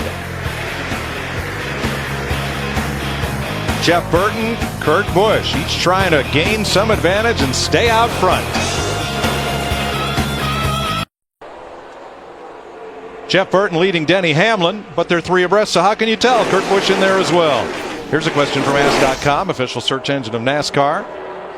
Get the answer now at Ask.com and enter the Ask.com NASCAR Challenge for a chance to win daily prizes and a trip to the track here at Talladega. See, when you're a driver, you know what you're thinking right now. Well, we can have some fun now. All those guys that were going to wreck have already wrecked, so we don't have to worry about that anymore. Well, Darrell, I think there's a couple of guys that may still be anticipating that we're not done yet. I've been watching them for the last few laps. They're kind of back there just lingering behind this big group. And it's Tony Stewart in that 14 car and his teammate Ryan Newman in the 39. I think they're exactly where they want to be right now, just kind of hanging out in the back. Yeah, I kind of applaud that strategy, but man, sometimes when you're back there, you know, you can see the wreck, and that's the problem. It'd be better if you could see it in your rearview mirror. Hey, several years ago at Daytona, Tony Stewart was up near the front of the pack, got caught up in a wreck. His teammate Bobby Labonte was hanging out way out behind it. They ended up one on top of the other. Exactly. So there's no safe strategy here. Well, you can't stop these cars. You know, they're going 190 miles an hour. You don't run the big aggressive brake package here. You run a pretty small brake package. You're not going to stop the car. Now, of the 9 cars involved in the crash, 4 are reported out of the race by NASCAR. The rest are reported off track and under repair. We'll update that for you in a bit, as some of those drivers want to go out and at least make a few laps and move up in the running order. Now, Kyle Busch, we saw a little bit of damage to the back of his car. Where else and what else, Matt? Mike, he had significant cosmetic damage, especially in the right rear quarter panel area. It was completely ripped open. A couple layers of Bear Bond, they've repaired that. They repaired the right front bumper area. They really couldn't do much with the bumper in the back. You can see how that's still pushed open, but Busch really hasn't made any comments about the handling of the car. Twice in practice, Mike, he went from the back to the front. He's trying to do it for a third time here in the race. And they're not going to worry about that rear bumper being tucked up under there like that. That's actually an advantage. You get that rear bumper up out. Matter of fact, there was a time when a guy's rear bumper fell off intentionally.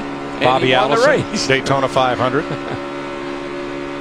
Bumpergate was the resultant investigation. I tell you what, here is a guy that I am so happy for today, Joe Nemechek. He's been one of the go-or-go-homers all year long. He's made all but 2 races. He's got a little bit of sponsorship from the Maui Shower Company that makes portable showers, and here he is running up in the top 5. This could be an opportunity for him to really cash in today.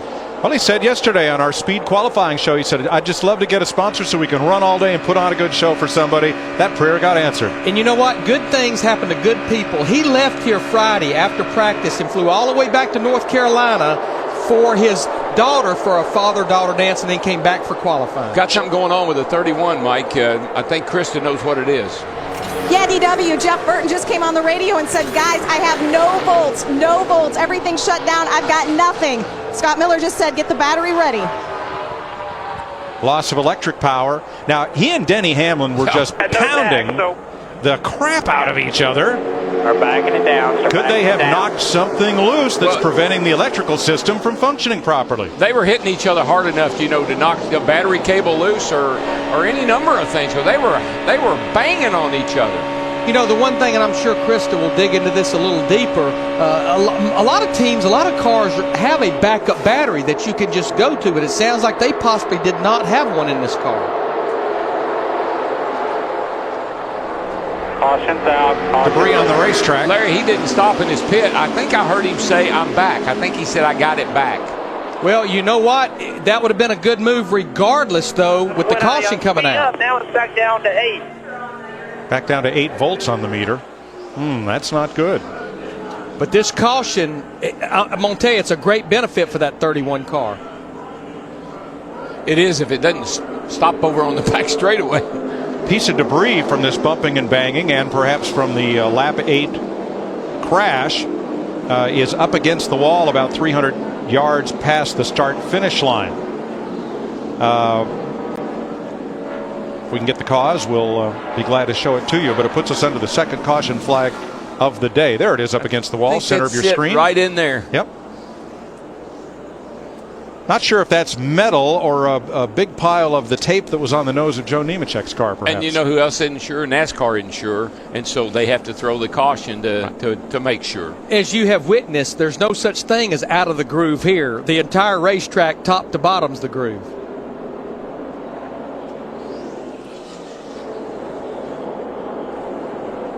I think this comes at a very timely time, as far as I think you'll see most everybody come to pit road, probably get 4 fresh tires, fill it up with Sunoco race fuel, and good to go for a while. Yeah, and some of the cars that maybe still have a little minor damage, chance to work on those, and trying to get the old Pepsi Challenger patched back up. Bud car, it's looking a lot better. It's got a hood on it. Yeah, it didn't when it came in. But these guys really have to critique what they're doing here, because NASCAR only gives you one opportunity to get the car right out there. There you go. There's what flew off of. That is a big chunk of tape, and I believe that is off Joe Nemechek's I think car. It's actually Regan Smith, the 78 car. Oh, excuse me, yeah, Regan Smith. Yep. Yeah. We saw a lot of damage on his car. Now what's going on here, the battery is located in front of the left rear tire, and so they're changing that battery out. It has a quick disconnect. You can about do it here normally and not lose a lap.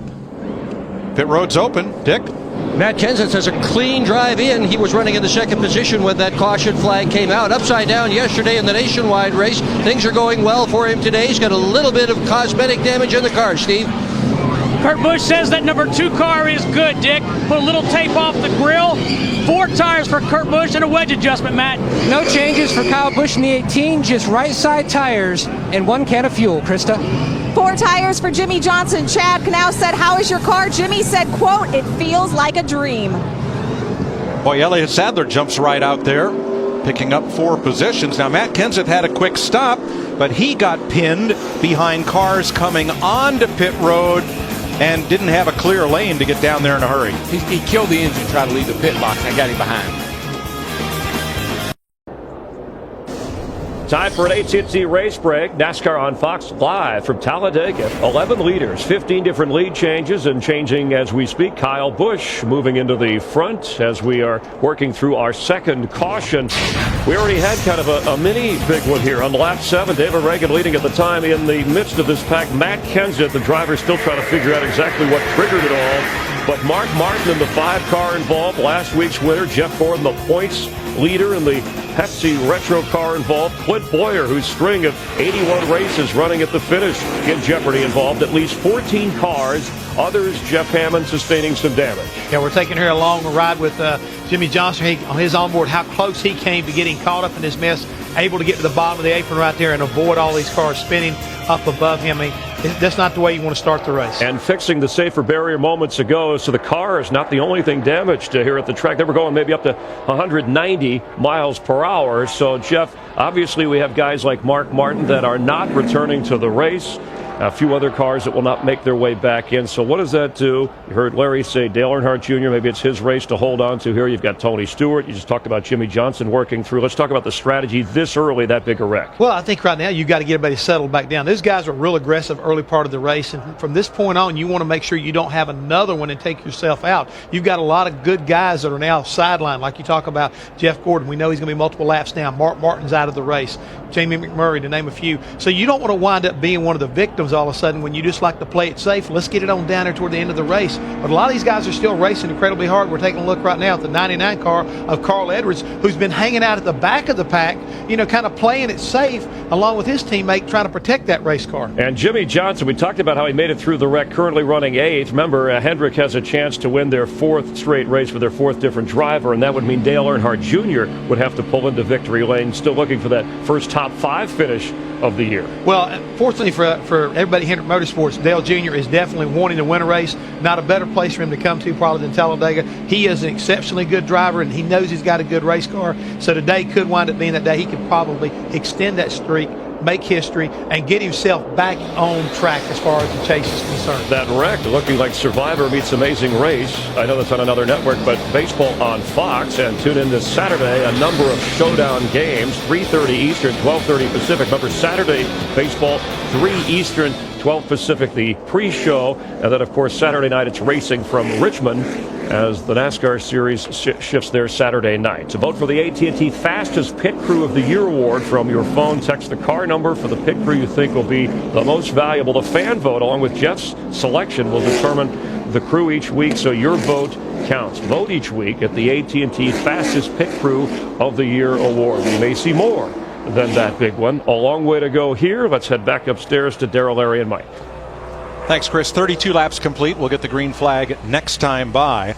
We still have 34 cars on the lead lap. A.J. Allmendinger 22 laps behind. And 9 cars either off track or out of the race. The ones that are still trying to be repaired from that lap 8 crash are Jeff Gordon, Clint Boyer, Kevin Harvick, and Casey Kane.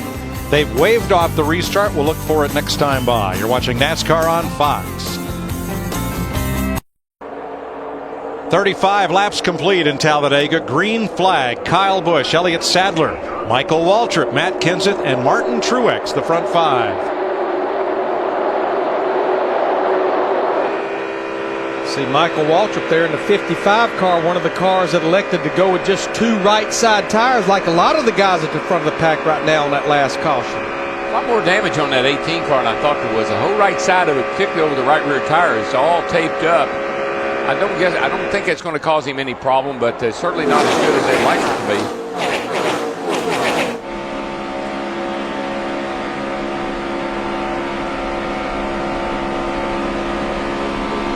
Busch holds the lead. Waltrip second. mostly 3 wide off into turn 1. Just looks like that bottom line is moving right now with Kyle Busch taking them along. Yeah, David Stremme was trying to bring that outside lane to them in his number 12, but even with help from his teammate Kurt Busch, they're not gaining ground. And Mikey's just, I'm sure he's looking at his rear view mirror saying, I wonder who's going to run into me today. Because he got run into yesterday and turned around twice at Phoenix last week. He just needs to get through this race with no problems. How about that 82 car on the bottom there? Remember what looked like a total disaster for that group where they were penalized a lap before the green flag came out. He was so far behind the big wreck, he didn't get involved. And then he got the free pass back on the lead lap, and now he's up there running in the top 10. Scott Speed. Kyle Busch, David Reagan, Dale Earnhardt Jr. now running third and coming to the front. NASCAR Sprint Cup Racing on Fox is sponsored by Budweiser. Reach for the perfect balance of flavor and refreshment. Budweiser, the great American lager. 37 of 188 laps this time by, and still the 3 wide racing at 190 miles an hour continues as it has since the green flag. 2 cautions, the big one at lap 8 and a quick debris caution at lap 30. You know, you just can't help but do this. You know, you would like to get in single file. You'd like to, you know, settle down, but you can't. You got a fast car. You got a car that can run up front. You got to find a way to get it there. And everybody's in pretty equal cars, so you end up with them wadded up like this. Unless you're like maybe Carl Edwards or somebody. And this is the same strategy, I think, Larry, if I recall. There goes Carl at the back of the field. I think this is the same strategy he used here last year. But then late in the race, when he decided it was time to go, is when he actually got in a wreck with his teammate Greg Biffle. A lot of the Roush Fenway cars did that. Then a lot of the Roush Fenway cars were involved in that big wreck. One of the cars that's been involved in that crash and had some nose damage. Report from Dick Bergman. Well, Tony Stewart is one of those. He came in as one of the pre-race favorites, Mike, having led the most laps in both races here last year, winning the second of the 2, and the crew has been working on a piece of sheet metal that they hope to attach to the nose of Stewart's car on the next pit stop. I just believe that group of cars running right there, Ryan Newman, Tony Stewart, Greg Biffle, I don't think we've heard the last of them. They're going to let this thing wind down for a while. How would I tell you? I like those 2 young guys on the inside. I like Kyle and I like David Reagan. And you got and right behind him you got Sam Hornish. But I think these young guys, this kind of racing is just what they love. And just remember, Dick Berggren told us early in the race, Sam Hornish Jr. pretty sick. He actually has Travis Quapple standing in the pits in case he needs relief. Kyle Busch holds the lead. Here comes Jimmy Johnson with help from Stremme. Let's check with Matt. Busch told his team, we're going to change our strategy. We're going to ride in the back to stay out of the big one. He goes, we got involved in it. Let's go to the front. It's much safer up there. It's been the Kyle Busch comedy tour, Mike. Earlier in the race, he said, jokingly, please pass on to the 14. Do I need to buy him some new brakes the next time I go to a plate race? Because he's been pushing me pretty hard. They all did it in a joking way, but he also said, look, we're out front. The thing we need to do the next time in, we need to add some tape to the grill because we are running way too cool. That'll help us gain more speed. Ooh. That's bad news if you're a competitor. He's leading the race here with, if you can add a little tape, and that is instant speed, man. Baby, that'll make you pick up. Tape on the nose where the air goes into the cool the water in the radiator, it really reduces the drag straightaway speed on these things. Last year, Kyle Busch and Tony Stewart were teammates at Joe Gibbs Racing, and they won both the restrictor plate races at Talladega, 1 apiece. Look at that 82 car, Larry. Scott Speed. Second on the inside, so he'll be one of our Toyota top performers of the moment.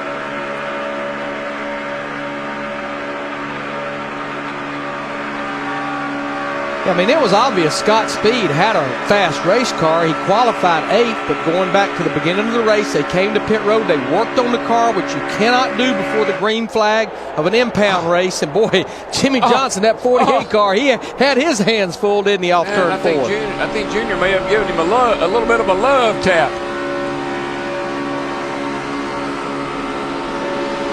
But Darrell, these last 10 laps, that inside lane has been impossible to beat. You can't dislodge Kyle Busch from the lead as long as he hugs that double yellow line. I think that tells you he's got a pretty fast car. When you can do that, tow everybody around on the bottom like that, that tells you he's got a pretty fast car. Here comes Montoya, the pole sitter in the right of your picture. Okay, the left, the right. There he is. He's over there somewhere. In the middle. With Brian Vickers. But you know, when I look at that inside line right now, the cars that are lined up behind Kyle Busch, we talked about Scott Speed, the rookie in the 82 car. How about Brad Keselowski, drives for Dale Earnhardt Jr. in the Nationwide Series? We feel like somewhere in the future. Trouble, guys, in the tri-oval. Michael Waltrip. Michael cut down in front of somebody. I think he's going to save it. Save it, brother. Save it. He did. All right. He did save it. Wow, what a save. What a save. Hold on. Watch out now. Watch out. Caution's out. Slow down. Don't tear your fenders off. That was unbelievable. He cut down in front of somebody back here. Most awesome piece of driving right there. Woo. Nice save, Michael. I'm wanting to put myself in that spot. I thought I had him cleared. I didn't. He thought he had let's see who it was he thought he had cleared. He's going to cut down here in front of somebody. Marcos Ambrose, his teammate. Goodness gracious, his teammate. That old big blue wall was coming up in a hurry, though, wasn't it? But see how he backed off? He's sliding. He's headed for the wall. He backs off the brakes. Car bites, and he saved it. Now that area toward that inside wall, that used to be grass. This car could have been a wild ride. It would have been gone normally, Mike. I mean, it would have hit that inside wall and just killed it. But he is driving it. He is driving it, baby. That's the finest piece of driving I've seen your brother do since he won Daytona. Thank you. I think you're right. What a save. Twice. You know what? A lot of times I think people would say he was just hanging on. I'm going to tell you what, he drove that thing out of that. Well, let's ride with him. There's Ambrose, the 47 to the left. Inside now, inside.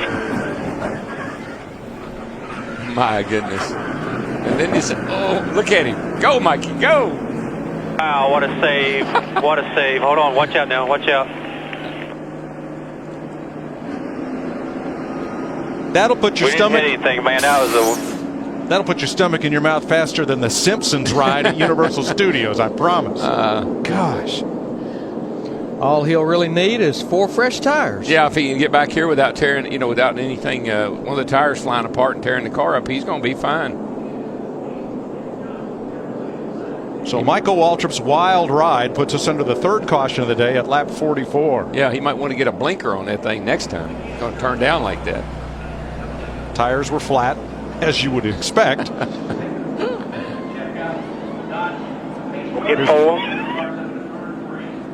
Woody Barker, the crew chief. Here's another question from Ask.com. Oh, easy one. You can get the answer now at Ask.com and enter the Ask.com NASCAR Challenge at the official search engine of NASCAR.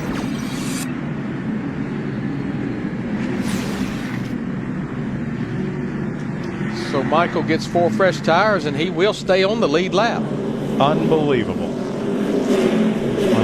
That's one thing I'll say about this car. Yesterday, you think about that car yesterday, it's one of, like the old Cup cars were in the past.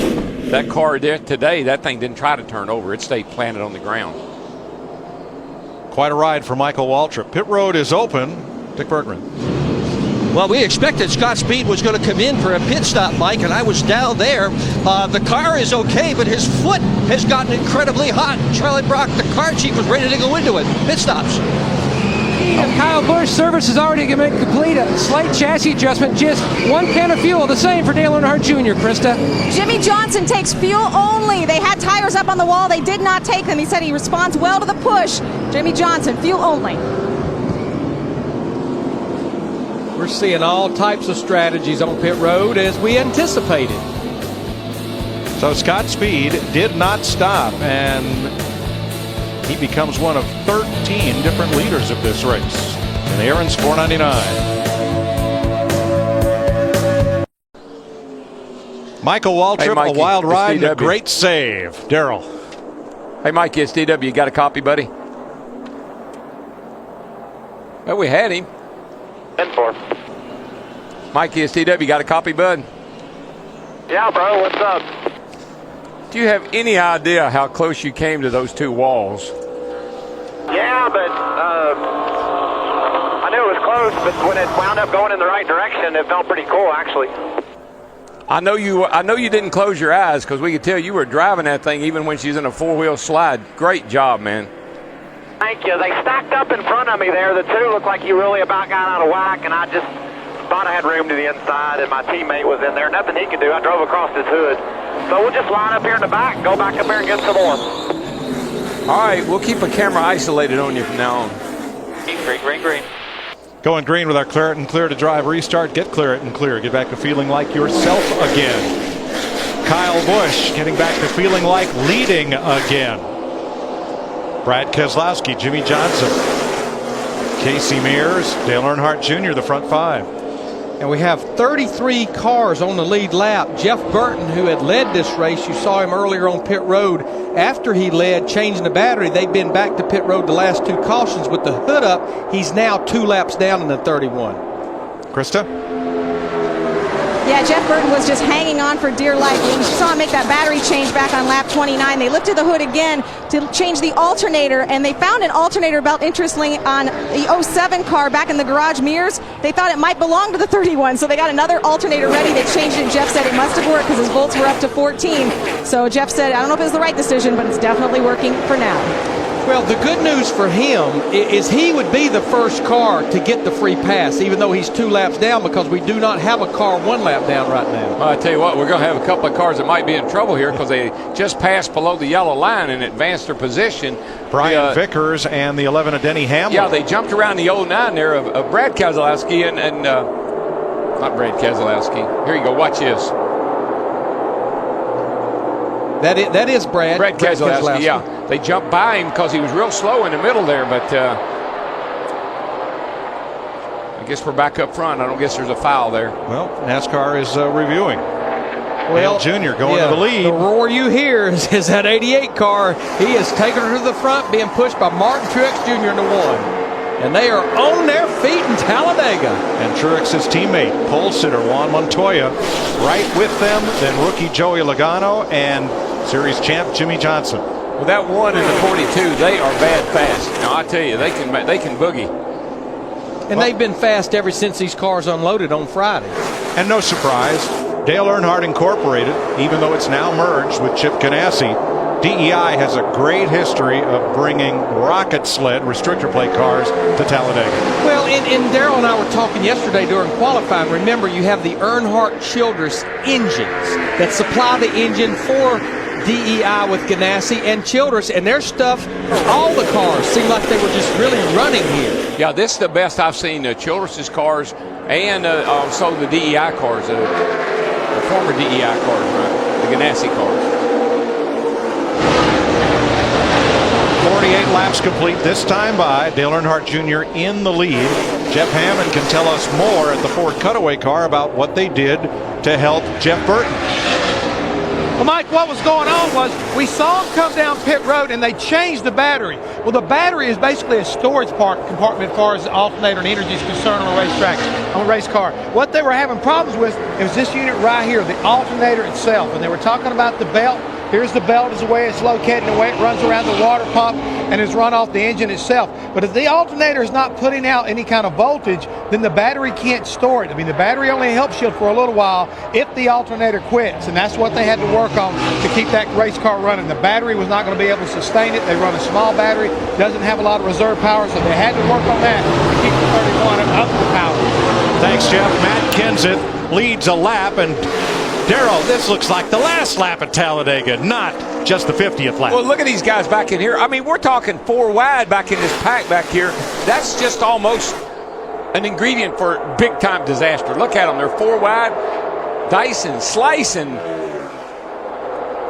Something was – the 2 was up front leading the race. What happened to him, Burns? Darrell, they were on borrowed time. They got some accident from that first big wreck. You're right. It wasn't that long ago they were leading the race. The entire rear bumper panel is gone. It's back in the garage. There's Bear Bond on this number 2 car, and she's just riding around right now. The whole rear bumper is gone, as you can see right there. Well, as long as he can stay back there in the draft, his car doesn't really realize it's that beat up. It's just it would be hard to be out front with the car like that. And that tubing, that's the functional part of that bumper. It's intact, so NASCAR is not requiring to come in and make a repair. Well, like I said earlier, and I'm not to repeat myself, but that rear bumper being off there doesn't hurt a thing. Now, the front bumper being off, that's a different story. Kenseth in yellow trying to hold the lead against Earnhardt on the outside with Hamlin. I'll tell you what, when I look at Matt Kenseth leading this race, I think that just says so much for these race car drivers. You start earlier in the race. Remember, in yesterday's Nationwide Series race, he was barrel rolling and flipping down the back straightaway, and here he is leading the race here today. He's leading it right until now. Junior forges ahead on the outside. Well, they've been swapping the lead back and forth for about the last 2 laps. Dale Earnhardt Jr. keeps getting the push from Denny Hamlin in the 11 car. You know, you talk about Matt Kenseth. I mean, a race car driver's mentality is that was yesterday. Right. Tomorrow, I don't worry about tomorrow. I'm living a present right now. 52 laps complete. Dale Earnhardt Jr. is the leader. 20 lead changes so far in Talladega. You're watching NASCAR on Fox. Dale Earnhardt Jr.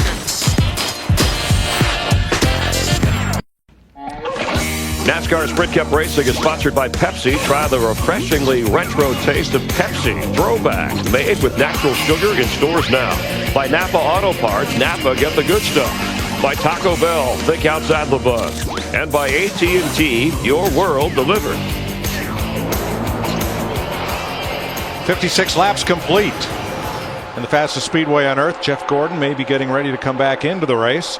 That'd be a good time to start playing Race Day Payday, presented by Pepsi. Each race you could win the same cash prize as the winning driver. Go to PepsiRacing.com for all rules and details and make your picks for next week's race. Meanwhile, the complexion of this race has really changed. Once Dale Jr. got out front, he became the Pied Piper. And instead of 3 wide all the way around the track, it is single file all the way around the track. Larry, did I miss something? Did some signal go out that they should all line up and This ride is around not the first time this has happened, though. No, I know, but who made this call? I guess the 88, huh? Well, his teammate Jimmy Johnson riding there in 7th. Let's check at his pit. Krista? Well, Mike, in my section here on pit road, I was actually in Jimmy Johnson's pit. I saw all the crew guys throw on the helmets. Quickly, I switched over to Jimmy Johnson's radio channel and heard Chad Knaus say, Jimmy, if you want to bring it in, bring it in. Jimmy thinks something is loose, possibly a wheel. He's saying right now something in the corners is loose, slowly getting worse. And we're on the straightaway yet, so that kind of reminds me of a wheel, but I just don't know. It's kind of stabilized, but it's doing it both ends. And we're about 30 laps away from what would be a green flag pit stop. And I know Chad Knaus, one of the big things on his radar this past week is they've had some problems on pit road with pit stops. And I know he's been definitely shaking and baking and moving things around with his pit crew. Boy, this is no place, not in any place, but definitely don't want to mess around with a loose wheel here. You'll be in the wall. 14 different leaders so far. Don't worry if your favorite driver hasn't led, because when Kyle Busch won here last spring, he didn't lead until very late in the race. We're single file. Let's crank it up Dega style.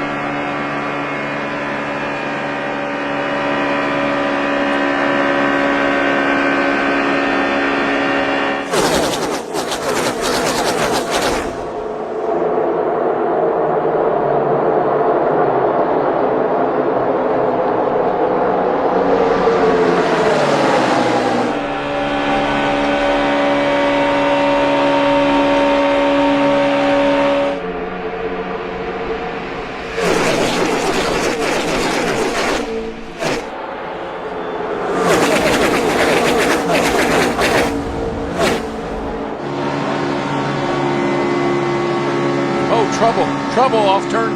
Kurt Busch. Same thing it did. Mikey did. Another great save. Caution is out. Hold it right there on the bottom. Dang good job, Kurt. Man. Yeah, I don't Track's think a little there's dirty up there. any contact whatsoever. I think he just, as he just said, got a little high. Here he is right back in here. Gets a little high coming through here. Gets a little close to the outside wall. Just came around on him. Goodbye. Right through Mikey. Look at it. Same tracks Mikey took. And then it's like, no, I don't want to go that way. You know how fast he was going through there? 190 mile an hour.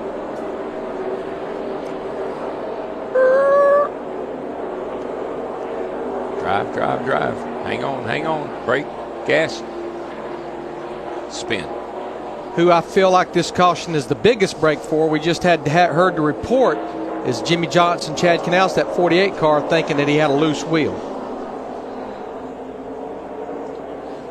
Jeff Burton will get the free pass to solve his electrical problem. He went 3 laps down. That'll be 2 laps down now, and you see the flat on the left front of Kurt Busch's car. And also in that last shot, you saw Kevin Harvick's car being worked on pit road.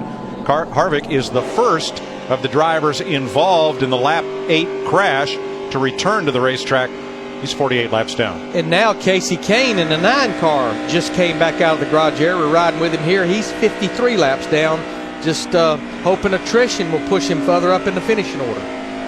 The way the day has gone, and with the history of this track, they could be a top 20 car before it's over. That's right.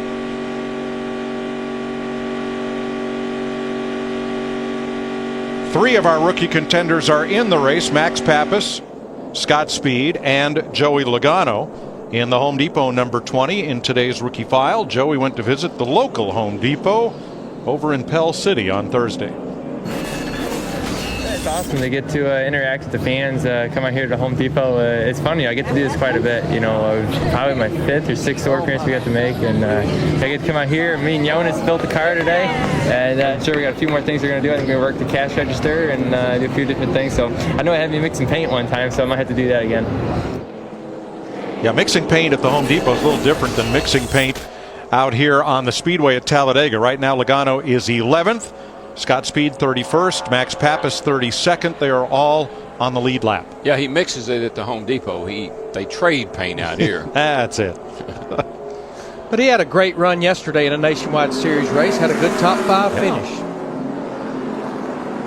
Pit road's open, and we're going to have a lot of takers. Bergie. Well, veteran crew chief Jimmy Fennick has told his driver and his crew that even though others will take 2 tires, he is going to take 4 tires to this car. Reagan having a very good day today.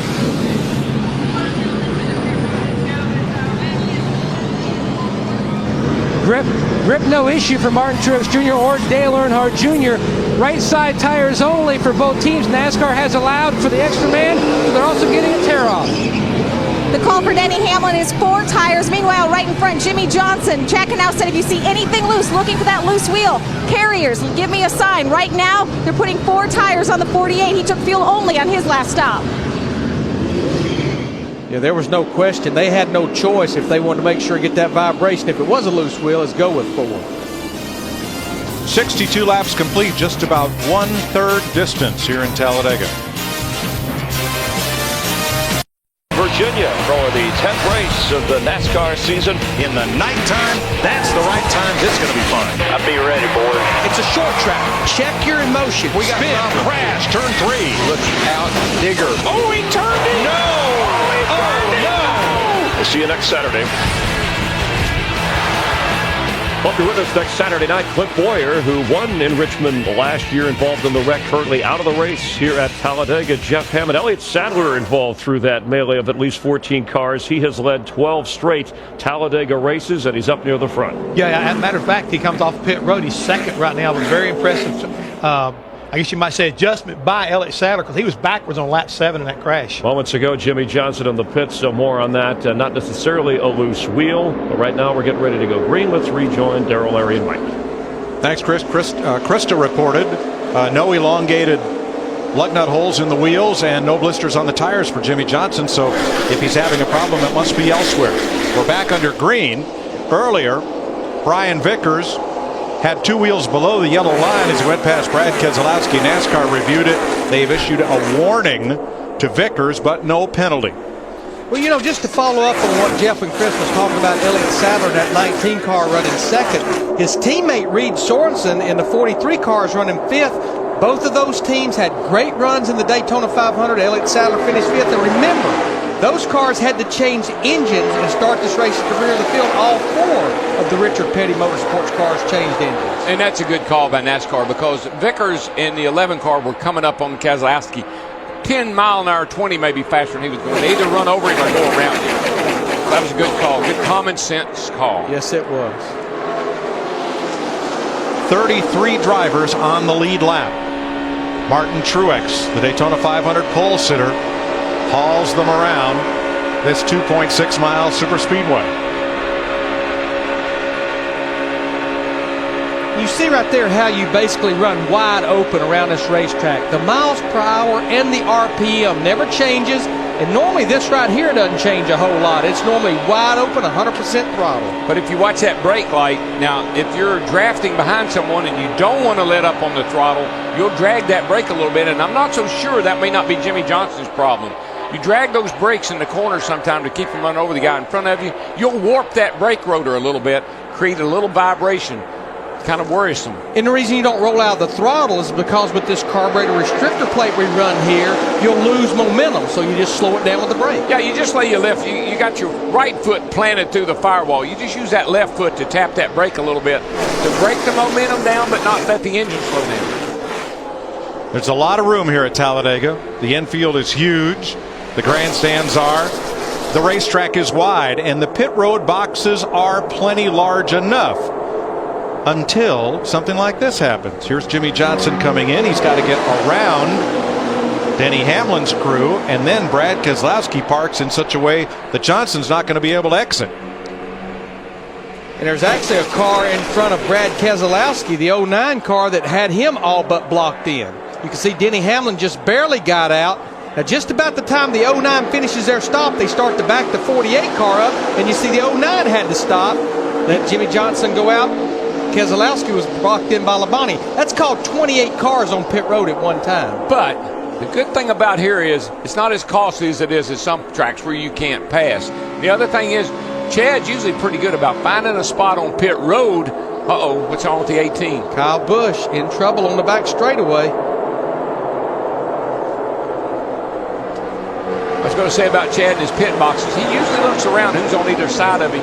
He usually tries to find somebody he thinks might go a lap down and open that box up in front of him. But what hurt him is you pick him by how you qualify. He qualifies 36. He had to take what was left himself. Look at Kyle Busch getting 8,100 RPM and finding a place in line. I think he just fell back.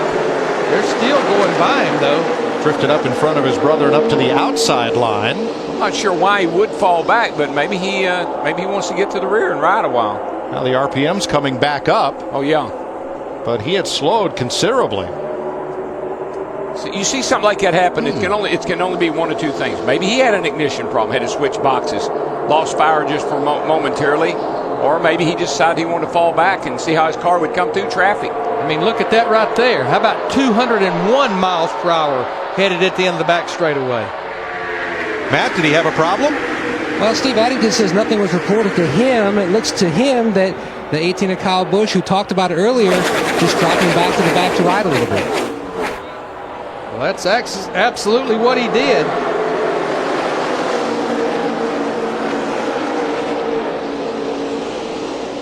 Well, he's picked up his older brother, Kurt, and runs along right back up in the draft, right back up to speed.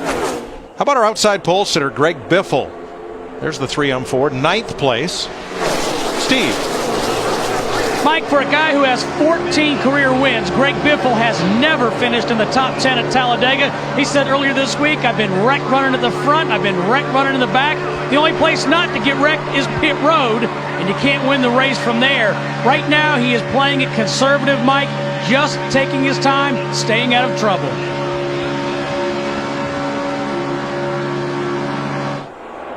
That's what he was trying to do in the fall race, late in the race, until his teammate Carl Edwards got in the back of him over in the middle of turn 3 and 4.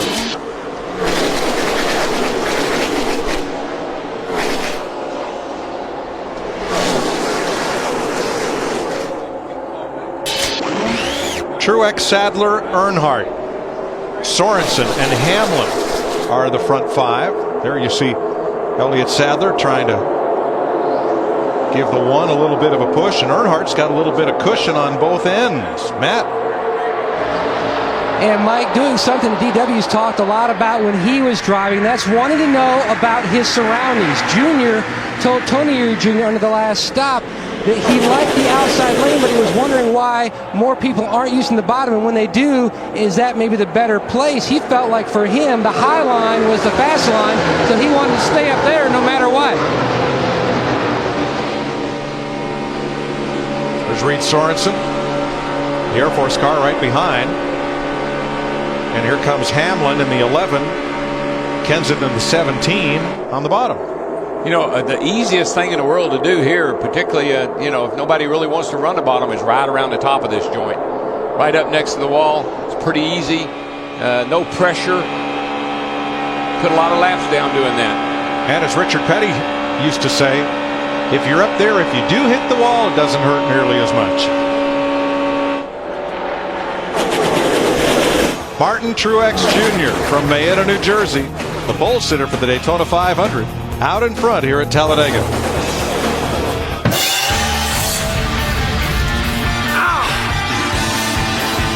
Stay tuned for more NASCAR 05. NASCAR Sprint Cup Racing is sponsored by Kentucky Grilled Chicken. Get a two-piece meal for just $3.99 at Unthink KFC. By Home Depot. More saving, more doing. That's the power of the Home Depot. By FedEx Racing. We understand. Every day is race day. And by X-Men Origins Wolverine. The summer begins this Friday, only in theaters.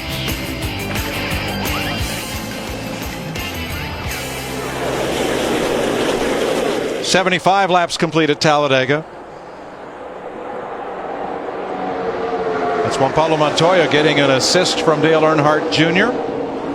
Martin Truex got shuffled back a bit without any drafting help, and he's now on the outside third in line, back about 8th place. This is from Denny Hamlin looking back at Matt Kenseth from the front of the pack. And when you look at right at the back of this group, in fact, he just made a move to the outside. Jeff Burton in that 31 car. This group better hope he doesn't get those next 2 laps back, because he will be a player by the end of the day. Look at him just turn it down with a little bit of help from David Rudiman in the 00 car. He's actually trying to get one of his laps back by driving to the front of the pack. Definitely got the car fixed, running great now. Well, Martin Truex was leading handily when we went to break. Elliott Sadler wasn't putting much pressure on him, and that was frustrating Dale Jr. Ask Elliott why he can't get to the one. Why he won't get to the one and push him a little bit. He just acts like he just ain't even trying to. So Jr. took matters into his own hands, jumped out of line, and went with the pack on the bottom. See, what Junior knew was he was holding back a whole lot, and he couldn't figure out why they couldn't go any faster than they were going. So that's why he was asking, why wasn't Elliott, is Elliott that slow almost, is I think what he was trying to ask. And when it all shook out, Montoya, who Junior dropped down to draft with, ended up with a lead. If you look in the middle of the screen right here, remember that guy that we said something's wrong with his car? He fell to the back, and maybe he's got an ignition problem or something. The 18 I think he's just car playing around. 18. He just came back way up back there. to the front. But now the fellow who's in second place right now, David Stremme, he may have a problem, Steve. Yeah, he sure may, Mike. He just told Roy McCauley, he said, I feel like I've got a loose wheel. Roy said, keep me informed. Dick Berggren. We updated you early in the broadcast about Sam Hornish, who had done a career-best qualifying effort of 4th here, but was ill last night.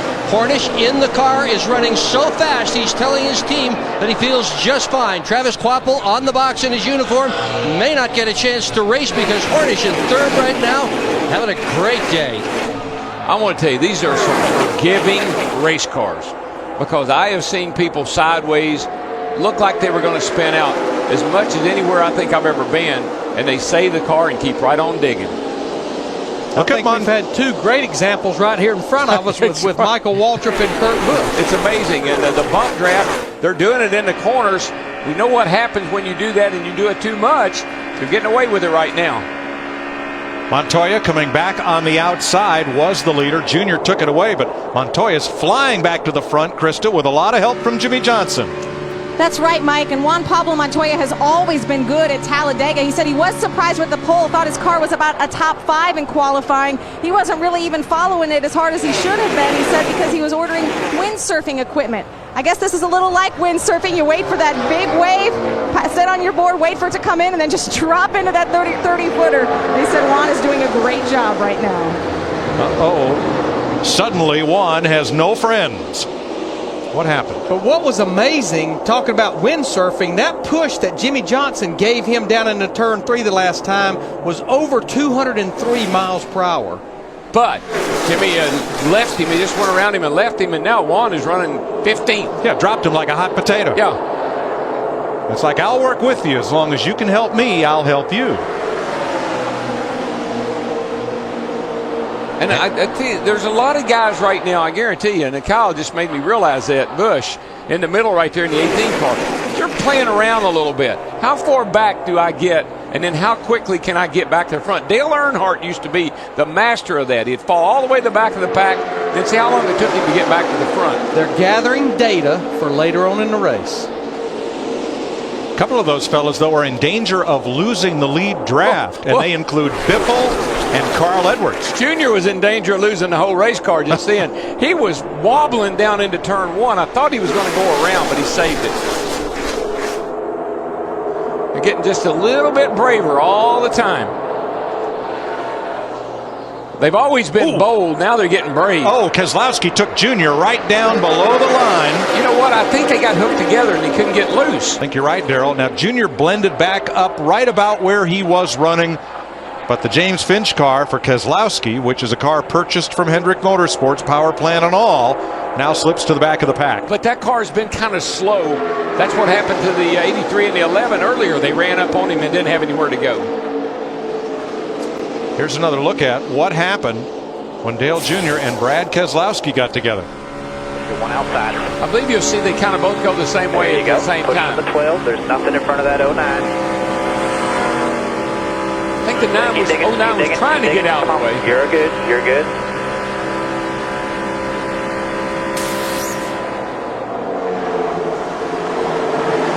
See a little bit of debris on the right front of Dale Earnhardt Jr. there below the bumper, but I don't think that's in front of really no grill opening right now. I don't think there's any danger. Probably a piece of tape or it's something very light there. We saw it floating in the air in the backstretch area. It's a tear off, Mike. A windshield tear. Yeah, it's off of one of the cars. It's not going to hurt a thing right there. You can get up close to somebody and the air will take that right off. Sam Hornish Jr. in a 77 car. He gets credit for leaving that lap right there. How about Hornish? Had his best career finish last week, has his best career start in NASCAR right here, and now he's got a chance to lead this race. Matt.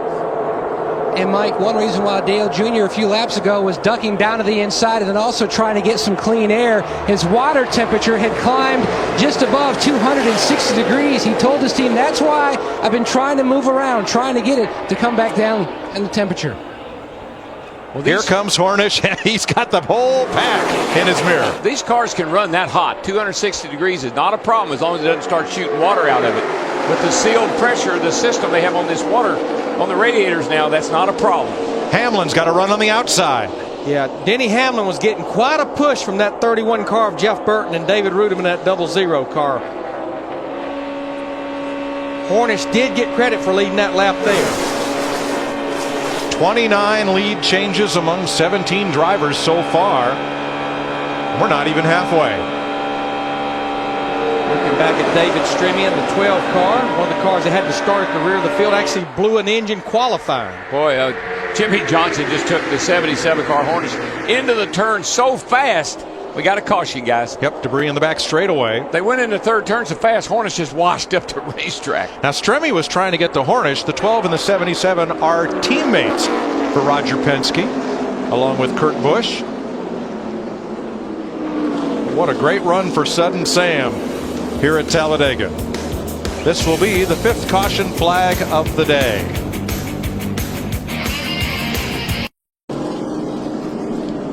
The caution flag was for debris on the backstretch.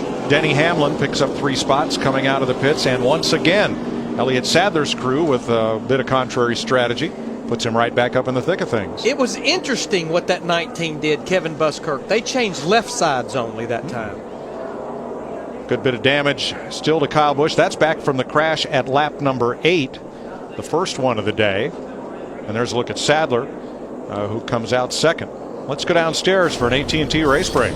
Thanks, Mike. And top of the hour, 4 Eastern, 3 Central local time. We've already had 30 lead changes in this race. That's the most of any race this year. We have a long way to go. The big one already hit on lap 7. Matt Kenseth, who's worked himself back in, but he took out points leader Jeff Gordon. At least 14 cars involved. Jeff gets back in the race. Mark Martin involved there. But look at the onboard view of Jimmie Johnson somehow surviving through this. We've had some tremendous saves already in this race. Look at Michael Waltrip somehow hanging on. And Kurt Busch, some damage on his car to start with, but Kurt's with a spectacular save. And right now, we have only seen one driver, as Chad Knaus, having a little fun cooling off. Temperature in the 80s. Only 2 drivers have had consecutive lap leads. And that's Kyle Busch, who had 13 straight laps. So lead changes, guys moving from front to the back. How about this recent round of pit stops under our 5th caution? Well, right now you've seen some of the guys that have been running in the back of the pack. Some of them elected just to come get gas, and they're back at the head of the pack, like Joe Nemechek. I mean, Joe knows what he's doing. He's at the front of the pack right now. But guys like Elliott Sadler, all of a sudden you see the 18 car of Kyle Busch. They're working on his race car, trying to get it better. He's making some repairs to that rear bumper. I think he's probably feeling like I'm giving up a little bit aerodynamically, and they're trying to figure out whether to pull it off or what they've got to do to get it to where this car can run up front like he really wants it to. But the key thing is right now, I want to remind you one thing. We talked about at the beginning of this race. You got to be thinking. You got to have some patience, and you got to be lucky. And so far, I think you've seen examples of all 3 of those. Well, Kyle Busch in Saturday's race, remember, he would drop to the back of the pack, got back up in front in a matter of time. Didn't mean much. And I want to ask you about the strategy of Carl Edwards, for example. It seems like he's been hanging back. Is that strategy? Is he figuring things out on his car? I really think he's trying to play a little bit on a patient game right now to see whether or not it'll pay off at the end, trying to conserve, keep that car as clean as possible, and then when it gets later in the race, Chris, we still got 101 laps to go in this race. I mean, you still have to figure out what you're going to do next. Carl hoping for that Claritin Clear restart, which we'll get to in a moment. But today, NASCAR fans celebrated KFC's new grilled chicken launch by attempting to break the world record for the largest chicken dance performance. That's Colonel Sanders, not Ben Altop, who works here in the Hollywood Hotel. And don't forget to get a free piece of grilled chicken tomorrow and taste the unfried side of KFC. Look at Drano, one of our ace cameramen who likes to. You say food with Drano and he'll dance. The chicken dance. Did we set the world record? I believe we did. We needed you one more. 150,000. I was trying to do it here. I mean, I was something about, but people get confused. I'm talking about you.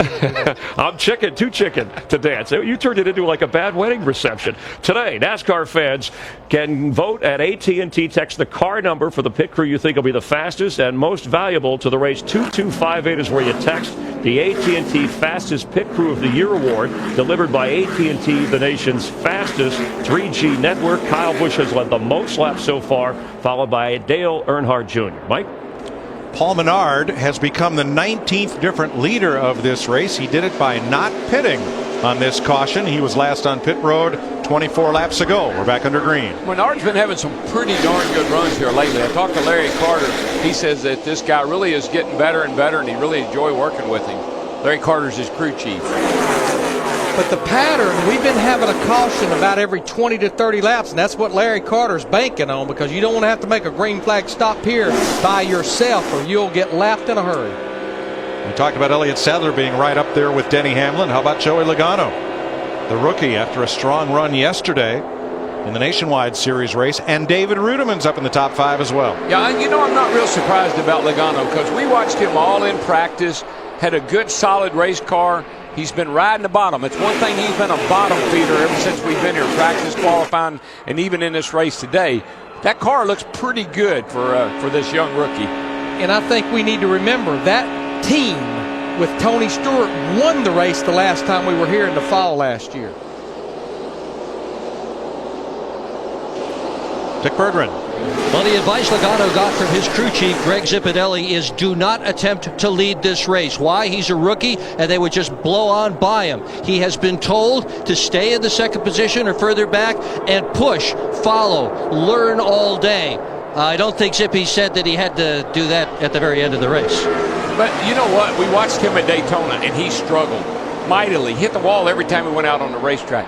Daytona is intimidating. It's a hard racetrack to drive. This place here, it's really, really quite easy to drive. And really, because of that, you can focus more on what you're doing behind the wheel. I like what Logano's doing right now, Darrell. He's not on the bottom, but he's picked up his mentor, Hamlin. Wherever Denny goes, Joey follows, and the two of them are able to break out front just a bit. Well, remember practice, we were talking about the 20 and the 11. The 11 was wearing the back bumper of the 20 out. Maybe he says, I'm going to repay you a little bit here, brother. You know, Tony Stewart may have won the race when we were here in the fall, but the guy that thought he won the race, look at him on the bottom right behind Casey Mears in that 07 car, Regan Smith in the 78. He actually has a bunch of damage to that car from that wreck earlier in the race. So he had some damage to the front end, and here he's banking up there in the top 10. And the way Smith lost the race, he was driving for a different team than he is now. That double yellow line means no passing. He went below the line. Stewart came down to the line to block. NASCAR ruled that Smith had made an illegal pass below the double yellow line, and instead of putting him to second where he was running at the time, the rule required them to put him to the end of the lead lap. And Tony Stewart got the win. The NASCAR officials take great pains to explain this rule in every drivers' meeting at Daytona and Talladega. The bottom line is, if you go below the yellow line, the double line, and advance your position, you will be penalized. If you are forced down below the yellow line, you'll still be penalized, but NASCAR will consider also penalizing the car that forces you down there. I tell you what, speaking of bottom line, did you see Jimmy Johnson in the 48 down in turn 1 and 2? He went from the top to the bottom, and Sam Hornish Jr. in the 77 said, you're not leaving me up here. I'm going with you, buddy. Followed him right down there. Yeah. The 18 they did a lot of work on their car on that last pit stop. I don't know if it's helped him or hurt him. Now Logano's hung out to dry. The rookie is in the high groove all by himself. Now he's going to get a little drafting help from the back, but he is out of this lead pack. Well, I'm going to tell you what, who he's getting help from is a car that this group, they do not want to see him get this next lap back. Jeff Burton in that 31, 3 laps down because of alternator problems. He's gotten 2 of them back. Now he's only 1 lap down. Next caution, he'll be back on the lead lap. There we saw the 18 bunch working on the rear bumper. Now, if that rear bumper cover was off of that race car, it would help it. But that rear bumper cover is tucked up under the back of the car. That's why they keep working on it. Did they get it fixed, Matt? DW, the biggest issue they had, the rear bumper bar was sticking out a little too far. They were concerned that other cars did not want to tuck up and draft and push them because they thought they might then hurt their car. So they worked, pushed that bar back in, put some bear bond on the back, and sent him back out. And what Darrell's talking about, the reason you would love to have that rear bumper not there, with it gone, it lets air out from underneath the car. When you let air out from underneath the car, it makes the car run faster. It reduces the drag of the car.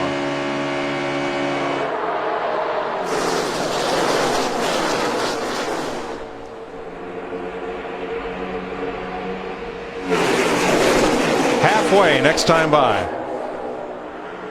And even though we had that big crash, took out a lot of good cars at the beginning, it hadn't affected this race one bit. These guys are racing just like that never happened. Matter of fact, they probably don't even remember who was in it at this point. They just worried about the cars that they're racing with right now. Well, we have 33 cars on the lead lap, and they're roughly about 2.5 seconds separating those 33 cars. Certainly kept the field bunched up because nobody's really lost the draft. You can ride around the back like we've seen Carl Edwards do all day and pull back up when you want to. Now Denny Hamlin leads the halfway lap in the FedEx number 11 Toyota. We've got a new challenge for all of you watching. It's called NASCAR Know-It-All, and you'll find it at foxsports.com. Keywords Know It All. Answer our questions regarding next week's race at Richmond, and the winner will be announced the following week in Darlington. So if you know it all, we'll make you famous. At foxsports.com, keywords Know It All. Denny Hamlin trying to win a 3rd race in a row with 3 different drivers here at Talladega for Coach Joe Gibbs.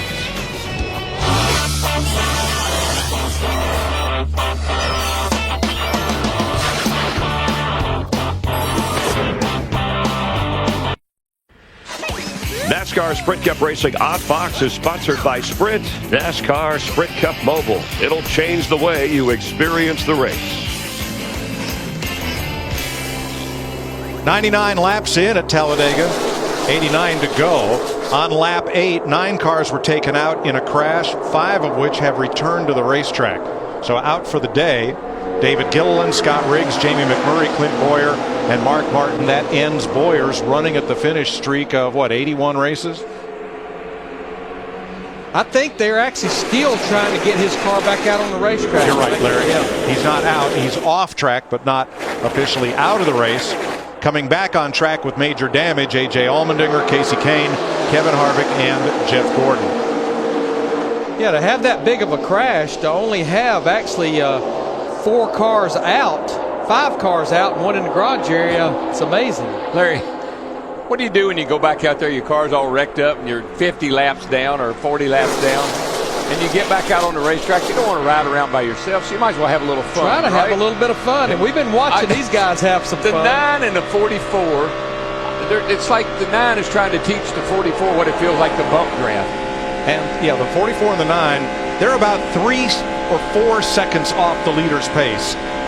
But they're bump drafting along, trying to make sure they stay above minimum speed so NASCAR won't send them to the garage. No, they're working together. They're pushing each other. And Larry and I have been watching them just laughing because some laps they never let go of each other. But this is a battle for position right now between Jeff Gordon and Kevin Harvick. This, folks, this is the race for 37th place. You claim we never show the battles at the back of the pack. Here you are. They are both 56 laps down, racing hard for position.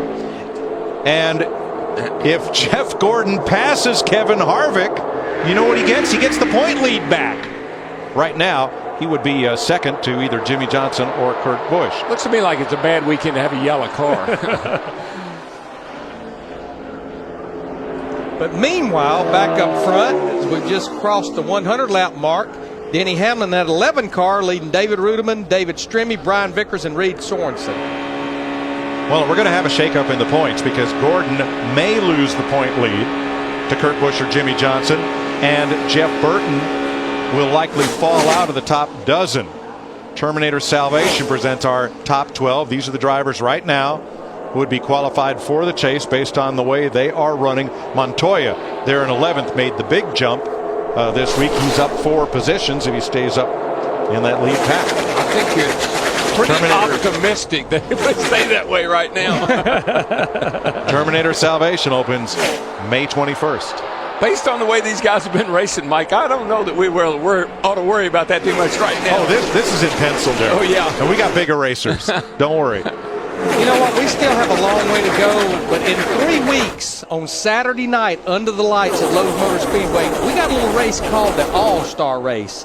And you know what? You got 3 more shots to get in it the easy way. I won't say the easy way, but that's win Talladega, Richmond, or Darlington. When I look at a lot of our top 10, that's something that those guys could accomplish here if you could win here today. How about our leader, Krista? Well, Mike, Larry was just mentioning the All-Star race. That is certainly a race for the fans. Mike Ford, the crew chief for Denny Hamlin, was mentioning how this is a race for the fans also. Denny Hamlin putting on a great show right now. He's very quiet on the radio. Curtis Markham, his spotter, just telling him which line to take. And right now, Steve Burns, the FedEx Freight Toyota, is leading the freight train here at Talladega. Hey, Krista, David Stremme doing a fine job. He's in the 3rd position. Remember, before the pit stop, he'd been complaining of a loose wheel. After the stop, Roy McCauley said everything looks fine with the wheels. Just a moment ago, David said, I feel that vibration again, and I feel like it's in the motor. I feel it with my feet. Well, that would tell me that could be an exhaust problem. The exhaust system runs right through the right side of the car, and sometime if a header or the tailpipe or something gets a little hole in it, a little crack in it, it'll make your feet vibrate, rattle around a little bit. Probably a little gun shy because, as I mentioned, he lost an engine qualifying yesterday. Denny Hamlin, David Rudiman, David Stremme. Those are your leaders. 104 laps into the Aaron's 499 at Talladega. NASCAR Sprint Cup Racing Odd Fox is sponsored by the all-new 09 F-150. It's not just a new truck, it's a new F-150.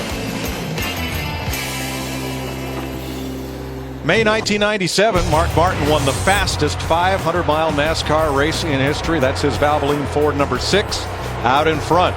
The race was postponed 2 weeks due to weather issues, but when the cars came back, they came back fast. In beating Dale Earnhardt in 2 hours, 39 minutes, caution-free, average speed 188 miles an hour, 26 lead changes. Mark led the final 31 laps. You want to win a Ford Fusion? Log on to WeRaceYouWin.com to see how. Can you imagine going 500 miles in 2 hours and 39 minutes? Without an airplane? In a car?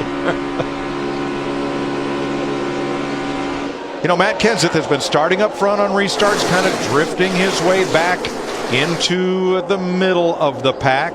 Dick Berggren, what's up with the 17? He's up to 10th place. He's coming back forward now. Well, he'd like to have somebody who wants to run the bottom with him, Mike. He is just not able to run the top where a lot of the people are, and he just hasn't found a friend that'll run fast enough to run toward the bottom.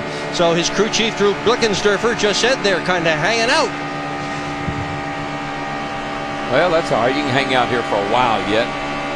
Yeah, we still got a couple more pit stops. In fact, right now we're within about 20 laps of what will be possibly green flag pit stops, the first of the day.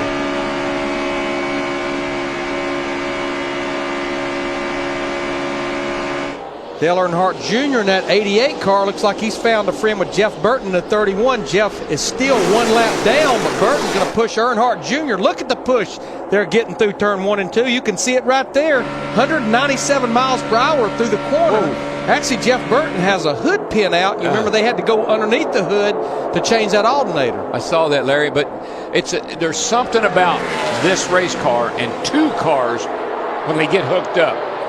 Now, we just talked about Matt Kenseth hanging out at the back. Look at Matt Kenseth. He is 3rd. But look at these 2 cars here, how they just can open that gap up. What if this was the last lap of the race? You'd be pretty happy about that. I mean, look at that. It was about 6 or 7 miles per hour faster than that group behind them. I mean, look how much distance they put in just a lap. You know what, Larry? I don't think he has a hood pin out. I think they must have opened the hood. The guys that closed it back, the crew that closed it back, they had one in their hand, and they just slid it in there and left the other one, let it dangle on the cable. Yeah, you normally have 4 all the way across the front.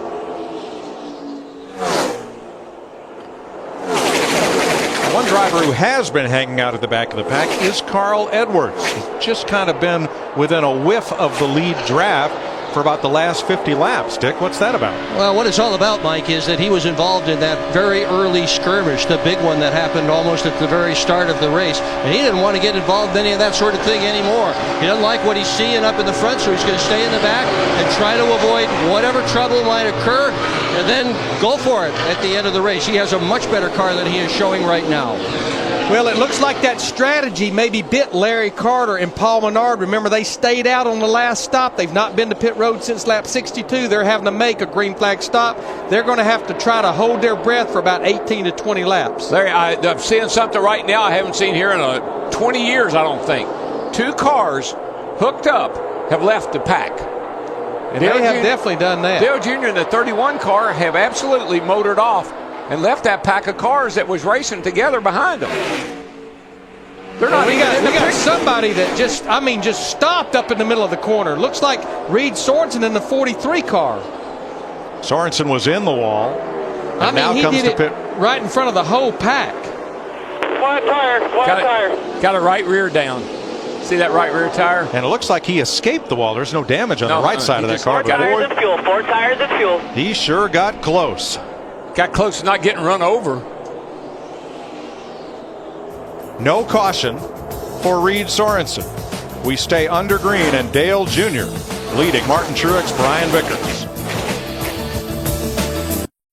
NASCAR Sprint Cup Racing is sponsored by New Shell Nitrogen Enriched Gasolines, by McDonald's, by Sprint, NASCAR Sprint Cup Mobile. It'll change the way you experience the race. And by Lowe's. For all your home improvement needs, Lowe's. Let's build something together. Martin Truex Jr., your leader. Moments ago, Joey Logano was up to the front, but as you know, at Talladega, quickly dropping to the back. We've had 19 leaders and 36 lead changes, the most so far this year. And moments ago, Elliott Sadler, who had been involved in the earlier wreck and has led 12 straight races here at Talladega, scraping the wall at high speed, but somehow maintaining position. Kyle Busch up there right behind Martin Truex Jr. and David Stremme as we speak. And lap 7, if you weren't with us a little bit earlier, with David Reagan leading at the time, 14 cars at least involved, others sustaining damage. You saw Jeff Gordon, the points leader, go to the wall. Mark Martin involved as well. Gordon has returned. Mark Martin done for the race along with David Gilliland, Scott Riggs, Jamie McMurray, and Clint Bowyer because of this pile-up. That's what Talladega is known for, the big one. Definitely for the big one there. This is on board with Jimmy Johnson, who does a great job getting to the bottom of the racetrack and avoiding all of this, give himself an opportunity. He's currently running 5th. Jeff Burton, who did lead 5 laps earlier in this race, as we mentioned, currently a lap down. And the recap for the moment, and leading consecutive laps is a difficult chore today with cars coming and going. We've had the 5 cautions, and as we said, so far 19 different leaders. The record for any Cup race is 28, and that may be threatened over the course of this race. Definitely so right now. And you got a car up front right now that's still a lap down, but being pushed by our leader right now, which is Martin Truex Jr. A moment ago, it's David Stremme, but you see Jeff Burton in that 31 car out front. And overall, Denny Hamlin has led the most laps today, 27. Dale Earnhardt Jr. has led 15. Let's rejoin Darrell, Larry, and Mike. Jeff Burton is leading this train around, but he's on the tail end of the lead lap. They had an electrical problem, lost 3 laps in the pits, got 2 of them back by the lucky dog, and now he's out in front of Martin Truex, which would put him on the tail end of the lead lap should the caution fly. So Truex the leader, Kyle Busch right back up there, Jimmy Johnson along with Brian Vickers and Kurt Busch. And we're about 8 to 10 laps away from what will be green flag pit stop. And Jeff Burton is one of those kind of guys that everybody's aware of his situation. They knew he was laps down. He's also the kind of guy that everybody would work with. You know, let's cut the guy some slack. I'm sure Truex sitting there saying, you know, we'll let him lead here. Maybe he'll get his lap back. Well, he is in position should the caution come out to get the free pass. But right now, he'd just come around because he's ahead of the race leader, who is now Brian Vickers. Vickers to the inside. Dick Berggren overheard that if they could get a long caution and do a little body work on the nose of that car, they could be really fast. Look at the right front of Vickers, number 83. So 121 laps complete in Talladega. Vickers led that lap. Pit stops coming soon. NASCAR Sprint Cup Racing on Fox is sponsored by AT&T. Your world delivered. We're under caution for the 6th time today. Debris in the back straightaway has put us under caution, and there it goes. Looks like that also may have come off the 78. No, that one got cleared out under the caution. It's not a Claret and Clear, even though it is Carl Edwards' car in the picture. Doesn't matter what it was for Carl. He's very happy about it. Yes, because he had lost the draft. Well, it helps Carl because he catches back up with the pack. Jeff Burton was just in front of race leader Martin Truex, so Burton gets to come back around. He's now made up 3 laps, and Paul Menard will get the free pass. That wouldn't 3 laps down here. You'd never get them all back in one day like we've seen today with the 31 car. Of course, we didn't have the free pass back several years ago either.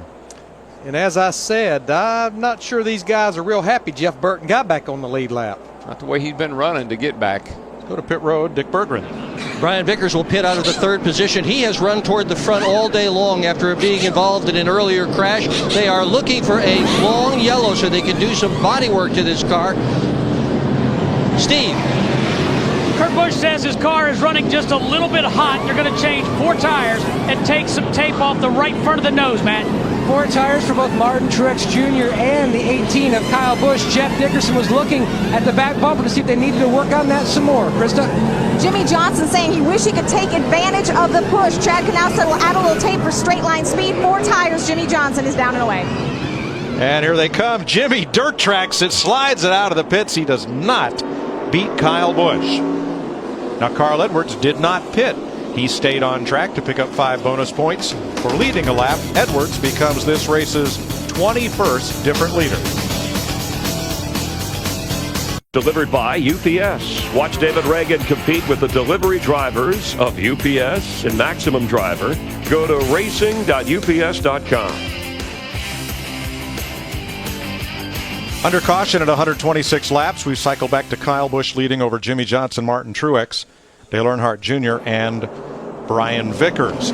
Now, earlier we documented a problem that Jimmy Johnson had getting into his pit and getting out due to the proximity of other cars. Let's take a look later in the race in today's State Farm Pit Road Spotlight. We're going to go 4 tires here. The road's open. Stop up short, guys. Stop up short. We're going to have to exit around the 09. Are you planning on 4? I just hit a little something with the left front. 10-4. 4 tires. 4 tires. 5, 4, 3, 2, 1, go. Go, go, go, go, go. Outside 1. Go, go, go. Good job, guys. Good job. I feel like an idiot trying to leave pit road. I can't even go straight. Without the support of Chad and his crew, Jimmy couldn't put in this kind of performance, just like the support you can expect from your local State Farm agent. Like a good neighbor, State Farm is there. Sticker tires and 50 pounds of air, you'll get a little loose on coming out of the pit sometime. Green flag at lap 127. A long pit stop for Kurt Busch put him back to 17th, and cleaning up some fender damage on Juan Montoya's car put him back to 27th on this restart. We've got 61 laps to go, so we know we still will have to make at least one more pit stop. All this work is for the keyword anticipation. You're starting to anticipate what you're going to do at the end of this sucker. Here comes Vickers up the inside. Steve, what happened on Kurt Busch's stop? Yeah, Mike, they had a slow stop. I heard Pat Tryson tell Kurt Busch one of the tires, one of the wheels got obstructed by a shock. And there was a miscue on the left front of Casey Kane's car. Crewman went down, and we'll try to get an update on that situation as Kyle Busch brings them around. Here's Brian Vickers, sweeps to the outside, and there's just barely enough room. See if Hamlin makes it 3 wide. Nope, he goes with his teammate into turn 1. Whoa, man. Wow. He just barely slid down. That was close. That was really close. I bet Jimmy Johnson about ready to jump out of his seat. Go 3 wide, in the middle, in the middle. Boy, Kyle Busch goes way up top to pick up that draft of Jimmy Johnson and Martin Truex and everybody else. He's 3 wide by himself right now. That's right. There he goes. He's the only one I know who can do it. And he does it so easily. Somebody asked me on our Fox Sports chat the other evening at foxsports.com. Instead of Jeff Gordon, look at Kyle Busch. He's only 23 years old. He turns 24 next month.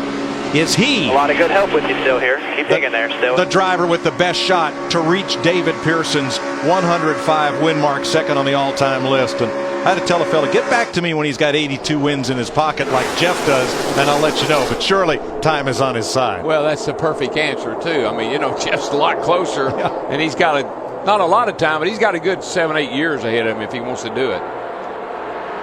See Michael Waltrip in that 55 car up there in the 3rd position. Remember, it was back on lap 42 that he was sideways sliding across the finish line, just barely missing the inside wall. Well, Mikey and Jimmy Johnson thought they had this. Mikey thought he had this same one last year here, and the engine blew up late coming to get the white flag. But Mikey knows how to run this joint. I promise you that. You want to do a little high, wide, and handsome 3 wide, crank them up? Sounds like a plan to me.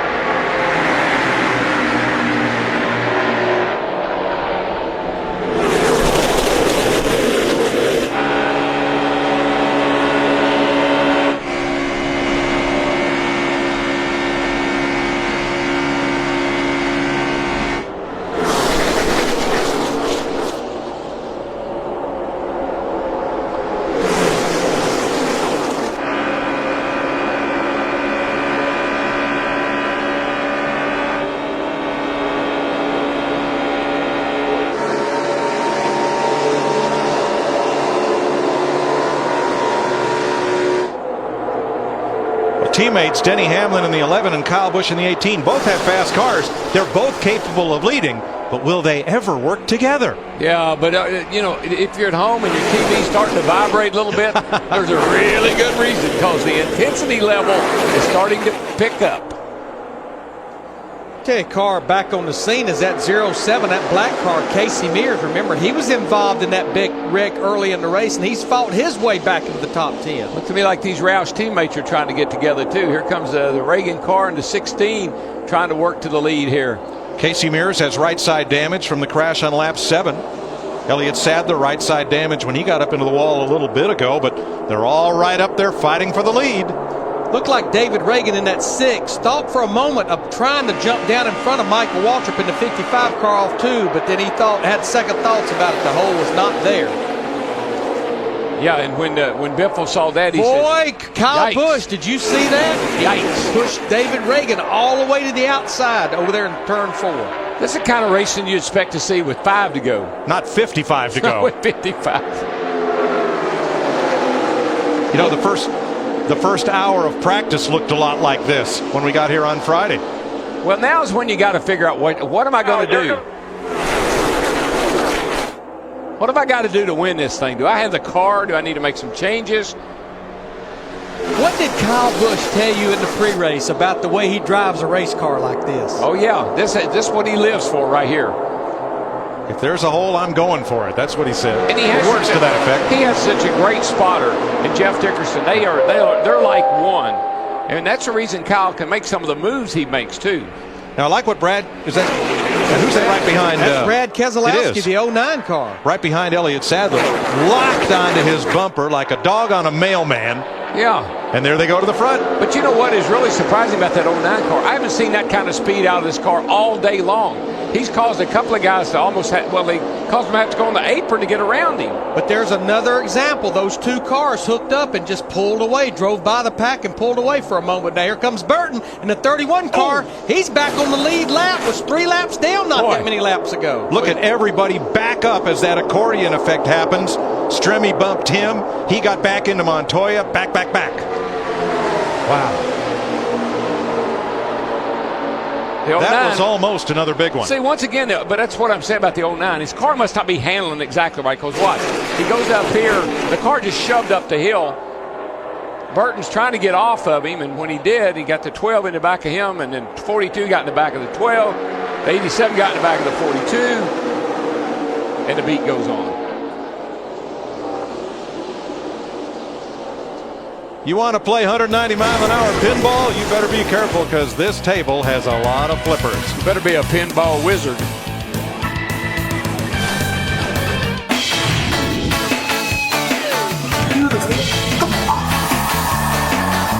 NASCAR on Fox.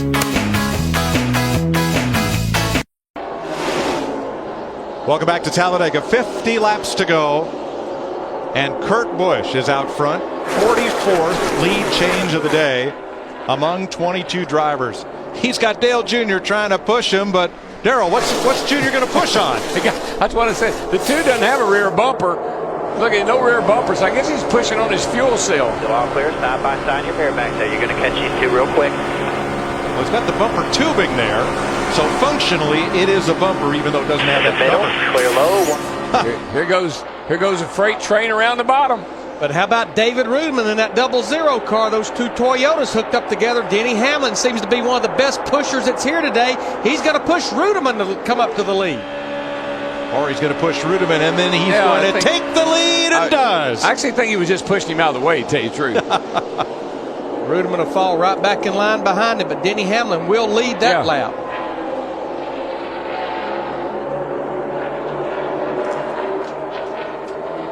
Well, you can get way out there, but it doesn't really pay off for long.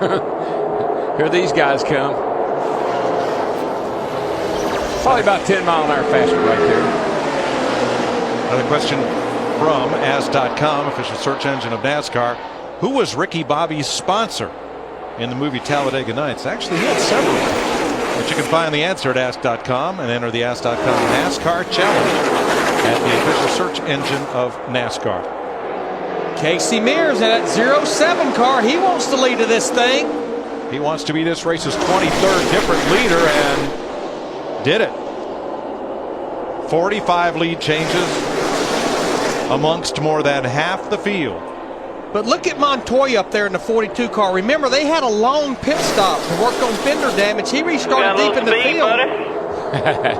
And in about 15 laps, he's made his way back to the front. I like the way, that's the kind of fender work I like to do right there. Yes, sir. That fixed that fender. Now tomorrow, Casey Mears and Kevin Harvick will completely change teams. Cars, parts, tools, engineers, pit crews, shop crews, crew chiefs, everything but the spotter will be exchanged between those two teams at Richard Childress Racing. Everything but the spotter and the sponsor. Yeah, I don't know if I would want to back that 29 car into my new, that'd be my new car I got to work on. Michael Waltrip in 11th. But Richard Childress just felt like the performance was not there for those race teams, and he didn't really see it getting any better. He felt like I got good drivers, I have good crew chiefs and teams. Maybe I just got them mixed and matched wrong. He's done it before with good results. Change the chemistry, change the result. But you know, Larry, we talk about all Talladega. You don't really. Look at Burt from 3 laps down on the bottom, trying to find the lead right here, and he may very well get it. That is a very fast cat car. But, you know, we talk about handling, you know, no big deal here. You better have a good handling car when you get shoved off in the corner at over 200 mile an hour with somebody on your back bumper. Not since Bill Elliott came from 5 laps down to win here has somebody done it like this. Jeff Burton has just become the 24th different leader of this race, I believe. You have to admit, Larry, the Childress cars came here this weekend, the best I've seen them in a long time. And, of course, the Ganassi, the engine package they have in the 42 and the 1 car as well, those engines are all producing good power. And Jeff Burton did lead this race earlier, back before he had the electric problem, back at lap 24. So, boy, he just about bit that back straightaway wall when Junior swerved into him. We got teammates to the top. We got teammates to the bottom. We have those 2 Joe Gibbs cars at the bottom. Kyle Busch, the 18, Denny Hamlin, the 11. And here comes Junior with the middle. It just seems like teammates are starting to really work together, Larry. You got the Toyotas on the bottom. You got the Childress cars up on the outside. Update from Casey Kane's pit. Sean Ward, the front tire carrier, the car came down off the jack on his foot. The medical crew came over and they've taken him to the care center, but he gave everybody a big wave and hopefully he's okay. 44 laps to go. Dale Earnhardt Jr. in front. NASCAR Sprint Cup Racing on Fox is sponsored by Verizon Wireless. Get the inside track from Penske Racing and race analysis, plus highlights and high-speed action, all on VCast from Verizon Wireless, America's largest, most reliable wireless network. Some say this track is haunted. It was built on an old Creek Indian burial ground. Strange things happen here, and there is one of the strangest. That piece of debris has put us under caution, and you're about to see where it came from. Not off one of the cars, but it is the shade off one of the caution lights. These cars make a lot of turbulence. This area was originally known as Talatigi. That was the name of the Creek Indian village nearby. That morphed to Talatiga, and then Talladega is what the locals call it now. But when Bill France Sr. in 1968 announced that with the help of the state of Alabama he was going to build a super speedway, he said, we're going to build it in Talladega. And for everybody in racing, the name stuck. Yes, it did. Yes, it did. Now, here's what's interesting, boys. I believe it's going to be feeding time on pit road because we've got about 40 laps to go when they make this pit stop. Everybody can make it to the end on fuel, so any possibility of any green flag stops that are scheduled out the window. All right, Dick Berggren, what will they do? Well, Brian Vickers is going to take just 2 tires and not 4 in order to get better track position here. They are going to try to pack the fuel, and he's asked for a little bit of help when he's pushing people. He wants to know how hard he can push them. Steve. taking a track position, Dick. No tires for Kurt Busch. He gets by Michael Waltrip, Matt. Dale Earnhardt Jr., he'll lose maybe a couple spots on pit road. They're going to go for 4 tires, so that way they are good to go to the end, Krista. And unbelievably, Jeff Burton back on the lead lap, contending for the win. A 4-tire stop for Burton. Meanwhile, Jimmy Johnson thinks his car is pretty good. They added a little bit more tape and 4 tires for the 48. And Kurt Busch, with that strategy, wins the race off pit road. Look at Sam Hornish up to second. 40 laps to go in the Aaron's 499 at Talladega. NASCAR Sprint Cup Racing is sponsored by Claritin Allergy Products. Live Claritin Clear. By DirecTV. If you call yourself a sports fan, you got to get DirecTV. By Warner Brothers Pictures Terminator Salvation. Thursday, May 21st, we fight back. And by Pepsi. Try the refreshingly retro taste of Pepsi Throwback. Made with natural sugar. It's in stores now.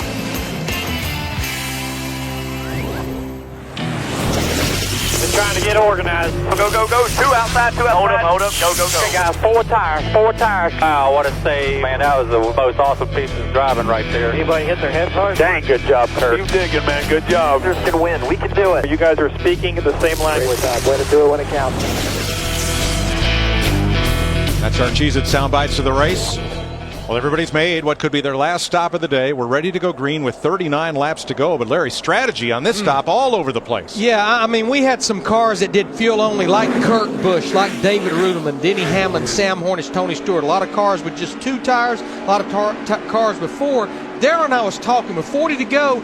I think I want her full of fuel and 4 fresh tires. Let me maneuver that race car. That's right, and then I can stay out if they have another caution here before too long, if that would possibly happen.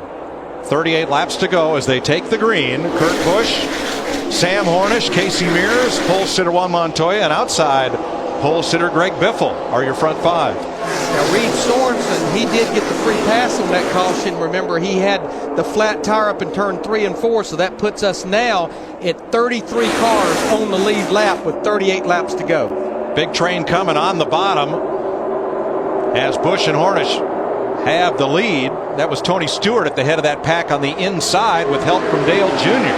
Boy, a long way to go, but watch out, they'll get there. Yeah, but Kurt he just left poor old Sam hanging out to dry. He got in line though, but they had a good thing going there. And then Kurt went to picked up the other car. I guess they were fast. They probably had to. Ex-teammates Kyle Busch, Tony Stewart in the bottom lane as Kurt Busch and Casey Mears lead. Watch that train on track 2 down to the inside. But you know, watching Kurt Busch in that 2 car, I think it's a given how bad he wants to win a restrictor plate race. Remember, he pushed his teammate Ryan Newman to the 2008 Daytona 500 win. I think he's absolutely the best race car driver at restrictor plate racing that has not won a restrictor plate race. Roger Penske's only won 1 restrictor plate race, and that was that 500 with Ryan Newman. And I think we've seen such a huge improvement in the Penske cars overall this year. Well, all 3 of his cars both his cars are running all 3 cars are running much better. You know, Sam's led.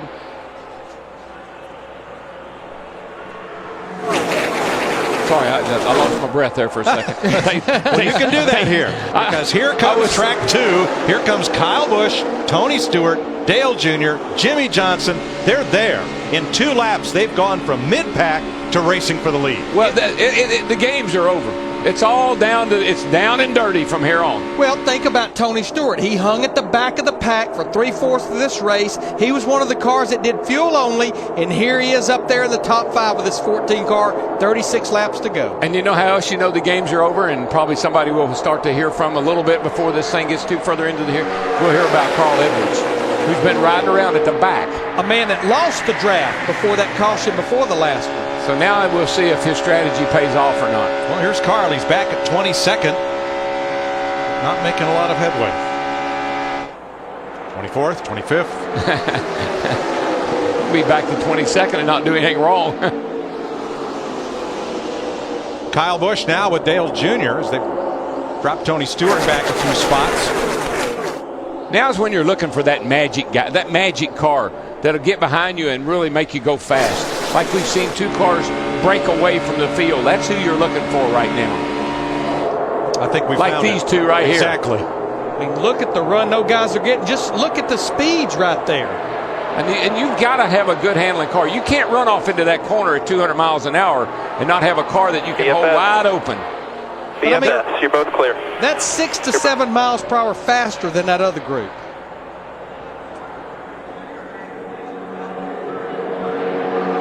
Here they come past. Millions of fans confused. 34 laps to go. Dick Berggren. Well, Darrell Waltrip won a lot of races by showing patience, and right now that's exactly what Carl Edwards is doing. He is convinced that the guys up front are racing hard enough that they're going to crash. He's hanging back. When the crash is over, he's going to the front. Well, he's convinced a few other fellas to hang with him because the 55 and the 7 and a few other cars are hanging back with him. What'd you hear Chad Knaus say? Millions of fans are confused. It's okay. They got 33 laps to all figure it out. I think it was Chad. It sounded like Chad. It sounded like something he'd say. Yes, it absolutely does. And that's his man right up there on the high side in the 4th spot, that 48 car, Jimmy Johnson. And right behind him, Jeff Burton. Krista. What a day for Jeff Burton. Battery trouble, alternator 3 laps down. He is now up front in that front pack. Jeff said he's always nervous to run here. He's stressed until Sunday morning. But once the race gets going, he calms down. He told me until the laps wind down, and that's when the intensity level goes through the roof. Yeah, but sometimes being laps down, you just do things that you really didn't intend to do, trying to get those laps back. He needs to play like he's still 3 laps down. Because it worked a while ago. Because he got one of them back by being in front of the leader when the caution came out. Exactly. Now he's in 8th place as 4 cars are trying to break away. This is no time to go conservative. This is when you lay it all on the line, all in right now. And honestly, with 33 laps to go, I'm not sure I agree with Carl Edwards' strategy right here. No. If he's got a car to go to the front or anywhere near there, he needs to get going because this isn't going to pay. It's not going to pay off for him if he keeps messing around. 33 laps to go. 33 cars on the lead lap. 24 drivers have led this race, but who can lead the last lap? NASCAR Sprint Cup Racing on Fox is sponsored by Pepsi. Try the refreshingly retro taste of Pepsi Throwback, made with natural sugar. It's in stores now. 28 laps to go. Whoa, somebody clipped out. See that piece of debris flying back there? It came off of whoever the last car in that group is. I don't hope it's a piece of tape. Sure didn't move much, but there's somebody at the tail end of that line right there that clipped the wall. Well, Kyle Busch is our leader. Denny Hamlin got kicked out of the lead draft all the way back to 20th. And Martin Truex in 3 laps went from 8th to 17th to 26th.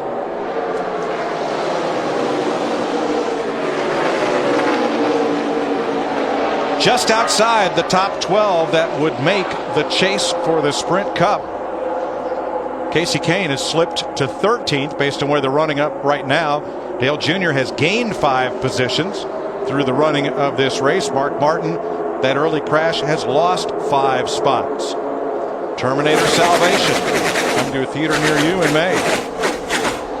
We've got our top 15 cars. They've been single file. Now the group behind them, they were sliced and dicing, but Darrell, it looks like now they're getting single file. Everybody's single file, and those 15 cars look like they're about to go to about 23 or 24 cars. Yeah, right now, there's nothing you can do right now until somebody decides to jump out of line. You're going to have to get some people down on the bottom to get anything done right now. Machine right now, P17. Now, the last time this happened in this race wasn't the same engineer driving the train, Kyle Busch, when everybody lined up single file for a while. Yeah, and he has to, the Junior has too. They've been the two sort of the prognosticators of this whole thing. And we just heard Bob Osborne, Carl Edwards' crew chief, tell him P17 basically means you're in position 17. So there's no question Carl is working this strategy, and now he's part of that lead single file group. Well, now if you say, okay, I don't want to get in a mess, there's no mess right now. I look at it, it's all single file, nice and tidy. I just don't think it's going to stay this way long. Well, it can. You know, somebody's going to get impatient. That's what happens to you. You sit there, you say, I'm tired of this. We're going to have to mix it up a little bit. We're not going to win like this. Let me tell you about a sleeper right in the middle of that pack in 12th place. Joe Nemechek in the 87. Came here unsponsored. Didn't know if he'd be able to run the whole race based on finances. for his unsponsored Toyota. He did pick up a sponsor after he qualified for the race in fine fashion. And he's right there in the middle of this lead pack. And who knows? May have a shot to win it. You know, Mike, you and I were talking before our show today that every week there's a lot written, a lot said about the start car. We know for a fact all 43 of our cars that started this race, their plan was to race all day long. Now, obviously that first wreck took out some of them. Yeah, Joe ran great yesterday in the nationwide race, and he qualified well, and he's hanging in there today. Good for him. Now, assuming we've had our last stop, let me ask Jeff Hammond his picks for today's AT&T Fastest Pit Crew. Well, Mike, I've been watching these guys all day, and I'm impressed with the fact now what they've done on pit road with some of the repairs. Kyle Busch's car. Kurt Busch also damaged the rear of that car. That car worked all day long. Crew worked all day long to get it right. And Dale Earnhardt Jr., this is one of the few races they've been clean on pit road. No mistakes. They've been able to get it done, make the right calls, put the right side, 2 tires when they need it, 4 tires when they need it. Now they got themselves in a great position right now to possibly get their first win and maybe make history by getting 4 wins for Hendrick Motorsports at the end of the day. Thanks, Jeff. Don't forget to vote for your AT&T Fastest and Most Valuable Pit Crew of the Year from your AT&T phone. Text the Pit Crew's car number to 2258 to vote. You know, Larry, I was watching the 11 and the 6 and the 99. They dropped to the bottom back there. We know that 11 is a fast car. They dropped to the bottom. They could not go anywhere, could not make any progress, had to get back up in line. So it's going to take some good fast cars up here in the front to create another line. Well, Dick is with Carl Edwards, crew chief. And Carl Edwards right now is running in the 22nd position. Bob Osborne, is the car good enough? Do you have enough time to win it? Well, we'll have to see if we get any partners out there on the racetrack is the big thing. We've been riding around in the back all day, got a little damage early on, fixed that, but pretty happy with the car. We'll just have to see how it goes. Okay, we'll see how many cars Carl Edwards can pass before the checkered flag, Mike. Edwards runs in 22nd. There are 22 laps to go. Kyle Busch engineers the freight train draft around Talladega. NASCAR Sprint Cup Racing on Fox is sponsored by Subway, home of the famous $5 footlong. Subway, race hard, eat fresh. By Lipitor. By Sprint, NASCAR Sprint Cup Mobile, it'll change the way you experience the race. And by State Farm, where great coverage meets great rates. Kyle Busch leading with 19 laps to go. Let's go to today's monster moment presented by NASCAR Sprint Cup Mobile. At 7 laps, Matt Kenseth got up into Jeff Gordon, and half the field piled up. 9 cars went to the garage area. 5 of them did not return from this massive pileup after 7 laps. Stay tuned to NASCAR 7 days a week with live in-car audio, live race audio, stats, and more with the NASCAR Sprint Cup Mobile. Visit sprint.com/speed to find out more, only on the Now Network. Kyle Busch told you in the pre-race he doesn't always agree with what his brother does on the racetrack. I don't think his brother's going to agree with what he just did. Oh, no, he left him out. He just left him, man, and now he's going, the 2-car, Kurt is going dead backwards while Kyle got the lead back. Yeah, this is dirty laundry time here. Somebody's about to get hung out to dry. They just did. Oh. I tell you one thing, that 18 car is determined to stay in the lead. Kyle has done everything. I mean, he's blocked, he's been high, low. Everybody keeps looking around, but they can't quite clear him. The same group he was pulling around the top of the racetrack, now they're lined up around the bottom of the racetrack. 17 to go. Well, he went up to block Matt Kenseth. He came down to block Jeff Burton. Darrell, like you say, he's running 3 lines wide all by himself. Now here they are once again. Now watch, they're going to get a run on him. 17's out there, but he's all by himself. Dale Jr.'s going to have to get up there. Oh, he turned him. Yikes. Truex down the bottom. Truex can't save it. Oh, no. Busch is around. He tried. He just couldn't hang on to it. It's us. Yeah, but it isn't bad, I don't think. Nope. And Truex I don't is think kind of the victim bad. in this one, but he's okay. I don't think he's bad either. It's us. We're coming to you. You're all right. Come and get you 4 tires. Let's go. Well, got to stay on the lead lap now. You'll be okay. Gets it fired back up. Do all that spinning around. I got a starter. Send a truck. Oh, it's Kyle Busch. The car will not fire. Let's show you how this all got started. Busch in front of Matt Kenseth. That's just sort of inevitable. You know, block. You can only block so many places so many times. You get down here in the corner. You can see the 31 gets in the back of the 18, gets him loose. How he ever got from, how he gets all the way to where he did and not hit anything, I'll never know. And Martin Truex, he just with checked Carl up. Edwards. He was right in front of Carl Edwards, who'd been trying to avoid all this. He just checked up a little too much. Down on the apron. Neither one of them ever got hit, other than when the 31 knocked the 18 around. I know, it's incredible there's no contact. Now, Jeff Burton had been frustrated with Kyle Busch from where Kyle tried to run him down to the flat a few laps earlier. This is just some amazing driving. Unbelievable. Amazing driving. Montoya. Wow. Reagan the sick car may have gotten to the back of Montoya just a little bit, but I don't think that was bad. And now we hear that, the 18 has no starter. He can't get cranked. He's going to go a lap down.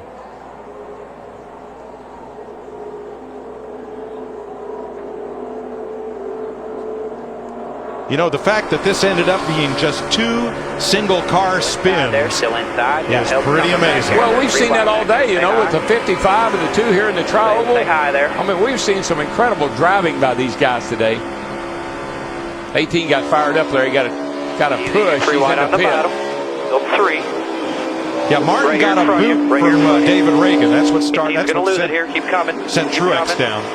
Stay high. Stay high. Yellow's out. Yellow's out. Good job, buddy. You know, nothing intentional. Martin lifted for what was in front of him, and Reagan couldn't react fast enough.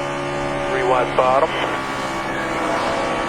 And there's some more bad news for the 18. Now that he's a lap down and we don't have double line restarts inside of 20 laps, that's not going to help him any. What'll happen next? You just have to stick around for the last 15 laps and find out. 31 cars on the lead lap. This is the 8th caution of the day. We want to bring you the rest of this one commercial free. So let's take a quick break. We'll be right back for the finish. They'll restart this time with 13 laps to go. Ask.com asks, why is the South called Dixie? Get the answer now at Ask.com and enter the Ask.com NASCAR Challenge at the official search engine of NASCAR. Well, here we go. 31 lead lap cars, 13 laps to go. Now, Kyle Busch, he'll be all the way behind those 31 cars because within 20 laps of the end of the race, it's single file restart, lead lap cars only to the front. His only hope is a caution before we get to 10 to go, then he'd get the free pass. Martin Truex stayed on the lead lap after his spin. Here we go, 13 to go. Matt Kenseth, Dale Jr., Jeff Burton, Kurt Busch, and Joey Logano. And again, it's so tempting. You just have to make yourself not jump out of line right now. You've got to get going. You got to get things working out here before you make a move. You make the wrong move now, Larry, you're done. Yes, sir. You'll not fight your way back now.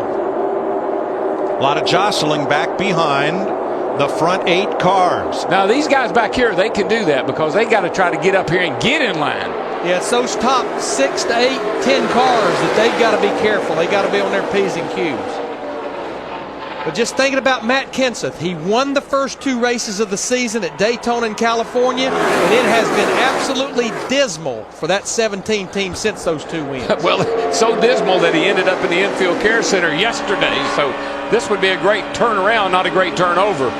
Up front, it's a 9-car breakaway, and look who's the caboose on that train.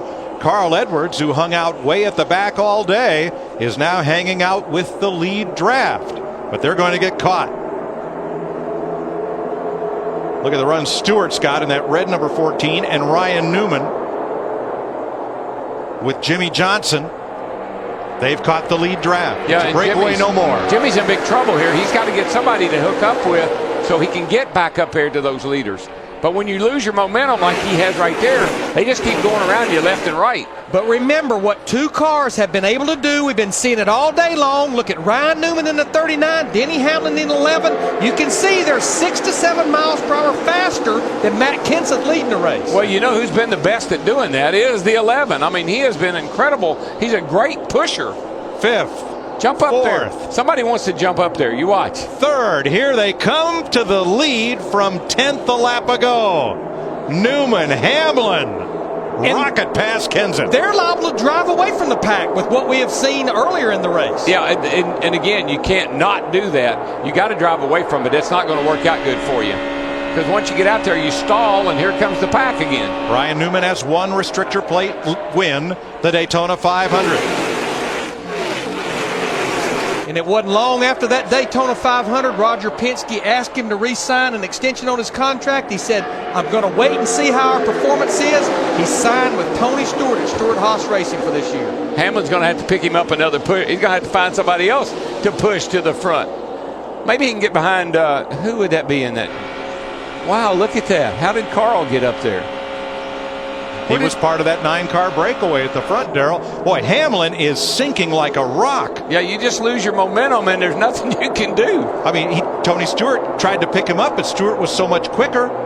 He's gone around, and Hamlin, from the front of the pack, headed to the back. Now, Darrell, all Ryan Newman can do right now is just stay hooked to that double yellow line on the bottom. That's all he can do.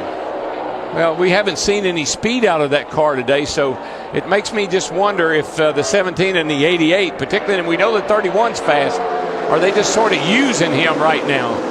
55 lead changes so far, and now that pack that was so spread out into 3 groups is all one draft again. Boy, did you see Burton shoot out from behind Dale Jr. to pick up that outside line? But nobody went with him, Darrell. No.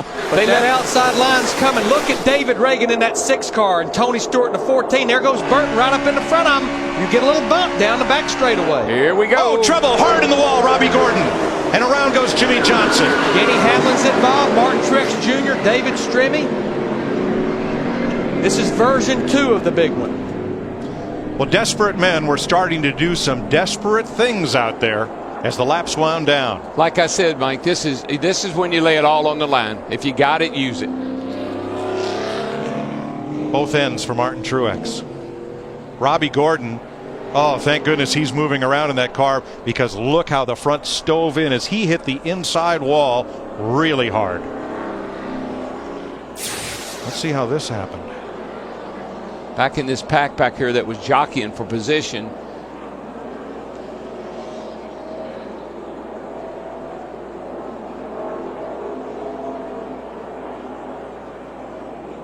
Everybody starts trying to figure out which line they want to go low, want to go high. Oh, Montoya. Montoya got turned. Yeah, he got turned. It looked like Montoya was wanting to move around, and when he did, he just got clipped. There's Mayfield's car in flames, the 41. Not a very good day for Hendrick Motorsports. That's 3 of the cars that have been knocked out. Oh, Montoya just got shoved into Bobby Labonte, and just like a croquet ball being sent, Robbie Gordon got shot into the inside wall. Boy, Jeremy Mayfield going there in a 41 car, he's got a lot of fire coming out of that automobile. Boy, that's a hard lick. That is hard right there. Oh, my. But you know the great thing? They've installed the safer barrier back there on that inside wall. Yeah, look at that. Is that Sam Hornish that went up and hit the outside wall? Yep, and kept going. Let's do some ride-alongs here, starting with Michael Waltrip.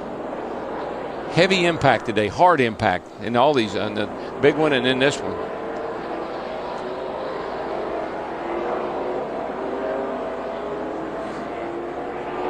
Of course, Jimmy Johnson had taken the points lead since his teammate Jeff Gordon, the 24, had problems earlier. I want to tell you about Robbie Gordon's hit. If he hits another 100 feet down track, he hits the concrete instead of the safer barrier. Let's see what happened here. Montoya got hit by the 11. Yep, there it is. And that turned him a little bit to the left, and then or to the right, and then when he corrected, he got into Bobby Labonte, and it was on from there.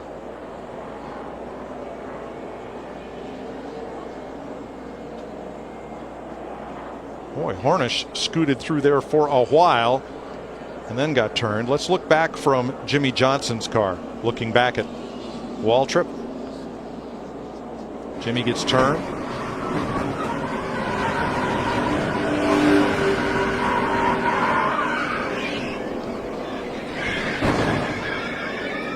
Pretty hard impact there.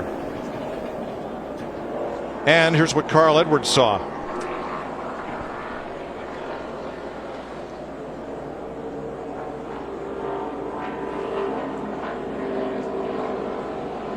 You know, Darrell, the contact was Hamlin and Montoya, but that really started about 6 cars forward and just kind of, you know, accordioned back. Well, what you do when you're sitting back there, you're watching up ahead of you, and you see a couple of lines trying to form. You got an inside line, an outside line, and you're starting to say, which one do I need to get in?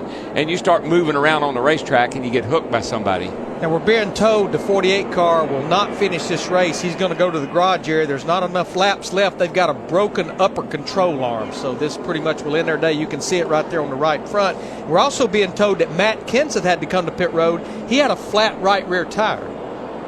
Now, Kenseth had been the second place car and dropped to 21st just before the caution came out. Well, this car right here, the 11 car, basically caused that accident. It got into Montoya, or at least he was a part of that accident. Let me put it that way. And he was lucky because he went through the whole thing and didn't hit anything very hard.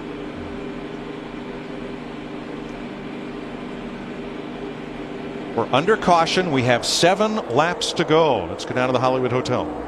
Well, Mike, Larry mentioned moments ago we had the sequel to the big one. Right. Let's take a look back, and it was lap 7 very early in this. It changed the look of this race with the points leader in Jeff Gordon and the retro Pepsi scheme involved in this. At least 14 cars, other cars receiving damage, but at least Gordon got back on the track, and there were guys like Kurt Busch and Elliott Sadler who were involved, who got to the front of the pack. And the yellow line coming into play with Junior. Yeah, CJ Jr. and Brad Keselowski is basically the driver in the Nationwide Series. They run each other below the yellow line. Junior led 20 laps in this race. Kyle Busch, who has locked up the most laps, led with 42, 17 to go.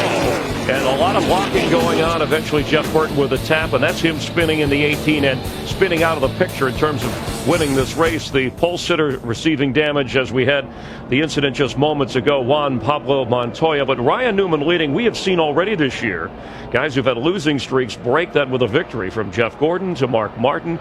We have 43 races since Ryan Newman has won his last race. It's been 29 since Dale Earnhardt Jr. I just want to add right here, this is a very familiar sight. I believe I watched this yesterday in the Nationwide race. Ryan Newman was driving the number 33 car yesterday, and Junior was driving his own car. He was running second here toward the end of the race, and when the final lap was all said and done, David Reagan wound up winning it. So this thing's a long ways from being over. All right, the points with you see how many laps to go at this moment with our points leader, who we talked about being knocked out, so that would knock Jeff Gordon down behind, and Kurt Busch would take over the lead, followed by Tony Stewart, Jimmie Johnson. Remember, 15 Talladega races have been settled by a last lap pass, and one of those Hendrick drivers who's been on a roll lately, Jimmie Johnson, our Dick Berggren, is with him. Well, that's Talladega. How tough was it going through that crash? Man, it sucks racing here. You know, you got a great race car, and guys worked real hard to get this thing in order and very fast, and then get that close to the end and gets tore up. So disappointed. It just looked to me like some guys were beat and didn't have the position and tried to force their way in from the outside, and went across somebody's nose and started that wreck from my position. So just too bad. Hate that this was an awesome looking Cobalt Tools Impala is now all tore up. It was indeed. But we'll see you at Richmond next weekend. Well, Ryan Newman is our leader. Newman led this race at 10 laps to go. The leader at 10 to go has won here at Talladega only twice in the last 12 races. And is this going to count? You think we're going to make it the green-white checkered here? We're going to get close. No, pretty much the normal here. I think we're going to get cleaned up before we get into overdrive. Let's check with Matt Yoakum. Mike, learning a big lesson from what happened in yesterday's Nationwide Series race. Dale Earnhardt Jr. talking strategy with the car right in front. You talking to Ryan deal over here. You want to try to push him and figure out off pole again? Yeah, same thing. If he'll let me push him away from everybody, I'd like it to be a green-white checker myself. Yes. And another part of the conversation is if they can break away. He said, if for some reason I start to lose Ryan, I don't want you talking on the radio. I will tell you quickly, you tap his dad, because Greg Newman is Ryan's spotter. You tap his dad, and then that way Ryan knows to drag the brake. That way they don't back themselves up into the cars that are trying to chase them down. A lot of strategy looking to work out here in the closing laps. Well, Darrell, that's one thing the leader can do. He can go back and pick up a drafting partner if he gets a little too much gap on that second-place car. Yeah, and the reason Junior'd like a green-white checker, we've seen two cars, how they can sometimes gap the rest of the field. He'd like to think that he and Ryan were going to be able to do that, but I'm not sure you can do it on a restart. You got to get a good head of steam up for that to happen. 5 laps to go here at Talladega, and a lot of sports action to come here on Fox. Welcome to Baseball on Fox. Race it and save. This baby will go to the wall. High drive, forget about that. Rips one into right field. That is a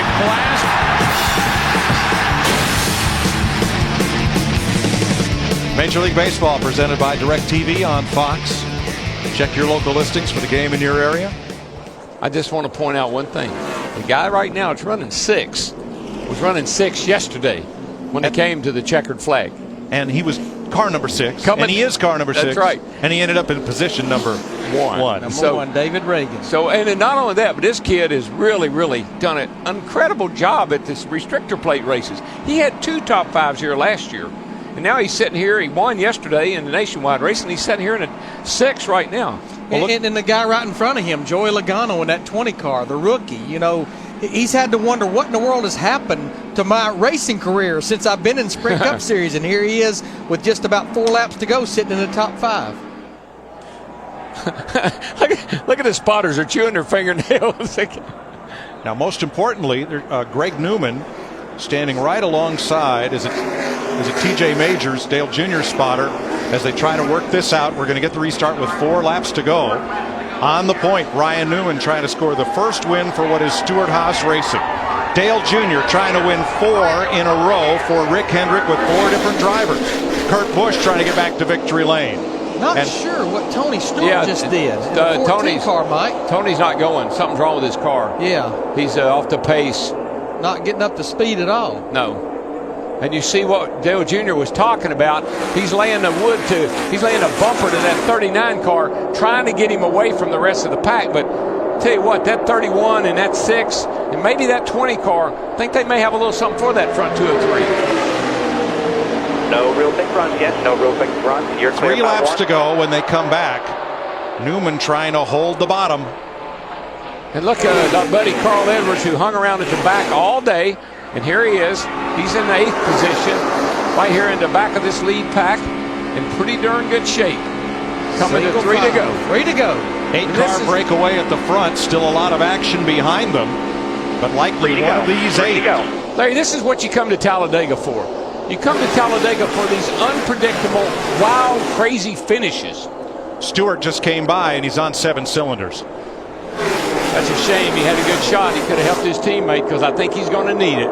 Now, Ryan keeps Junior keeps peeking the nose out to the inside, but there's no room there to make a move. No, and I'm not sure why Ryan is kind of leaving that bottom, just that little bit of an opening. He's going to get a fender underneath of him and shove him right up out of the way if he's not careful. And I need to know about the runs. I need to know if they got runs. 10-4, he's trying to get back there to the 31, but the 31 doesn't. Junior wants his spotter to be a commentator and tell him everything that's happening behind him. And then he'll decide where to go and when. Well, he's got 2 laps to decide. I tell you, it's working like he wanted it to, though, because here they come. Look at the 99 and Brad Keselowski. And once again, there's that 2-car draft. And they look have at the gotta run. go. They get off turn 2. That's 10 miles an hour faster than the cars in front of them. They'll be coming to the white flag this time. It's going to get interesting because Junior cannot sit there and run second. This is his best shot at winning he's had in a while. He's not going to run second in this race, I can tell you. And is Edwards going to get to the front, or are they going to stall out They got that before they run. get to Junior? They got that run, baby. And what's interesting, that's a Hendrick car running second. That's a Hendrick-related car leading the race. And that's a Hendrick-related car pushing Carl Edwards. White flag this time. Yeah, Carl Edwards from the back all day to the lead with 1 to go. 3 Chevys and 1 Ford.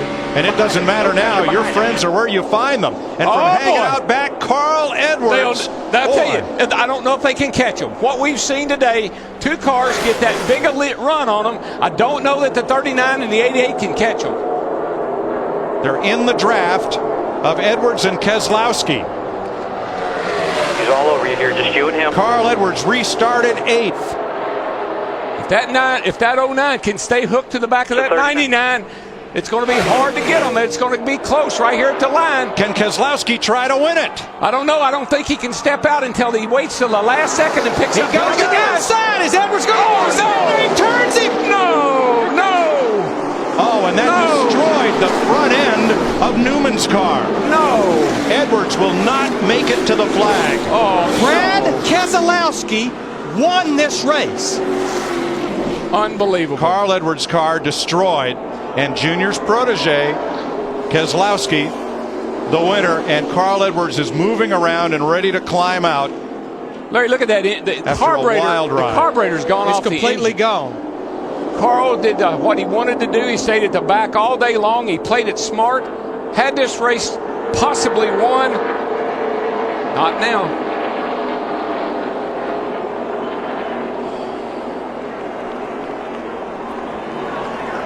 Not sure where Carl's going. Maybe he thinks if he runs across the start-finish line, that'll count. That's what he's got. That's what he's doing. That's what he's doing. He's like you know how he is. He's an athlete, a marathon runner. I want to finish the race. And he did, yes, to he a did. standing ovation from the crowd. Shades of Ricky Bobby.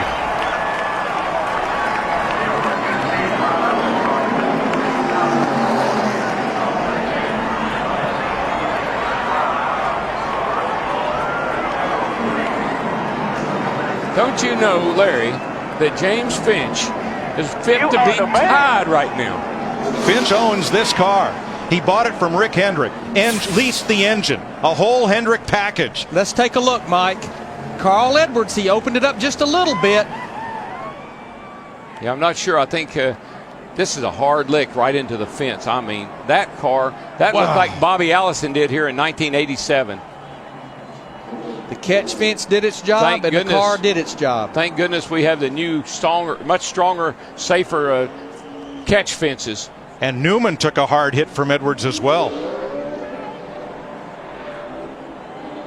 Look at just a car with the room left on the bottom. What happened here is the 09 looked to the outside. Carl went up a little bit to block him, and 09 went right back to the bottom and clipped him.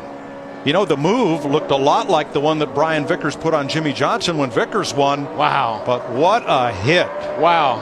That is 1987 all over again. Oh, my gosh.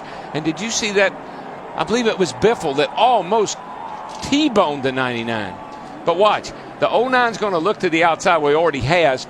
Carl went up to block him a little bit. Now he's going to come down to try to block him again. And you get one shot at it, but you don't get two. Watch this. What a lick. Oh my gosh. Unbelievable. You know, and looking very carefully at the catch fencing that held, and I did not see any debris go into the grandstand. And that certainly is unbelievable. It's very gratifying to see. Well, I knew it was going to be wild. I didn't know it was going to be this wild. Right here, the 3 back from him. This is from Carl's onboard camera. Inside 09. But Daryl, I want to ask you.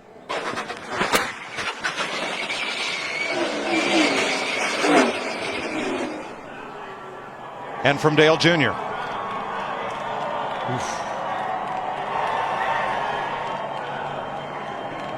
But Daryl, I want to ask you on air, because I did not see Brad Keselowski do anything wrong there. No, it was a blocking move on Carl. The 09 looked to the outside. Carl went up to block that move, and when Carl came down, the 09 was there. Another first-time winner at Talladega. Here's the cool-down lap. Dale Jr. and Brad Keselowski. kind of getting together. Junior with a big fist pump, and whoa, Keselowski. Brad Keselowski didn't see him up there. Now everybody's going to say that Kyle Busch spun the winner out after the race, but I beg to pardon with you. Every driver dreams of his first Sprint Cup win. But when that win comes at a venue as significant as Talladega, it is something special.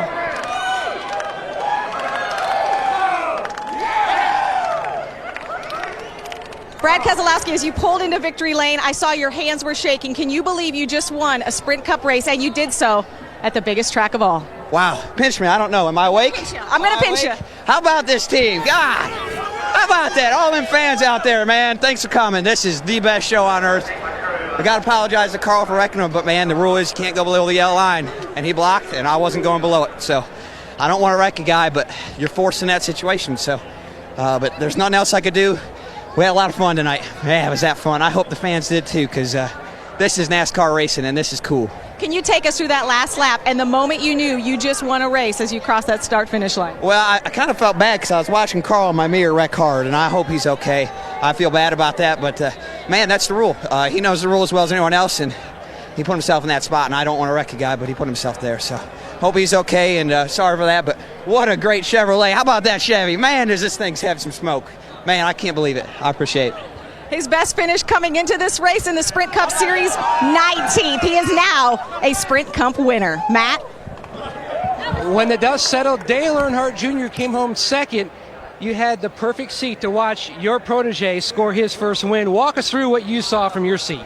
Well, I had to deal with the 39 Ryan to break away from the pack and kind of do what we didn't do yesterday in the nationwide race. And we had it going, and I thought there's no way, we were staying tied together, and there's no way nobody can catch us. And they were smart enough to move up, which the higher lane had been easier and faster and winding the car out better all day. They were smart enough to run in the middle, and here they come. And I couldn't believe Brad was pushing that 99. I would have guessed anybody else, but he did an awesome job. I couldn't see what happened on the front straightaway. I was behind the 39, and I asked Tony Jr. to tell me what to do because I can't see what they're doing up there if they're wrecking. And he said, stay, they're spinning up the track, stay on the bottom. And it was a pretty hard hit that Ryan had, but I had a blast. The National Guard Amp Energy Chevrolet was running good all day long. It run up front, and I love these fans here. Enjoy watching a race like that, and it got a little boring sometimes in the middle, but, man, it's just a long one. We all just trying to stay around to the end. I can't thank my team enough, and I'm so proud of Brad. He did a great job. His family's got to be extremely happy. James Finch, as a car owner, that's just amazing, man. He's an awesome dude. Can you imagine the party that will be taking place tonight in Panama City, Mike? Oh, boy. I'm telling you. It will never be the same. Well, Dale Jr. came within one position of being Rick Hendrick's fourth straight winner. Brad Keselowski, in only his fifth Sprint Cup start, becomes Talladega's 10th first-time winner. And yes, Carl Edwards makes it to the finish line. Run, Carl, run.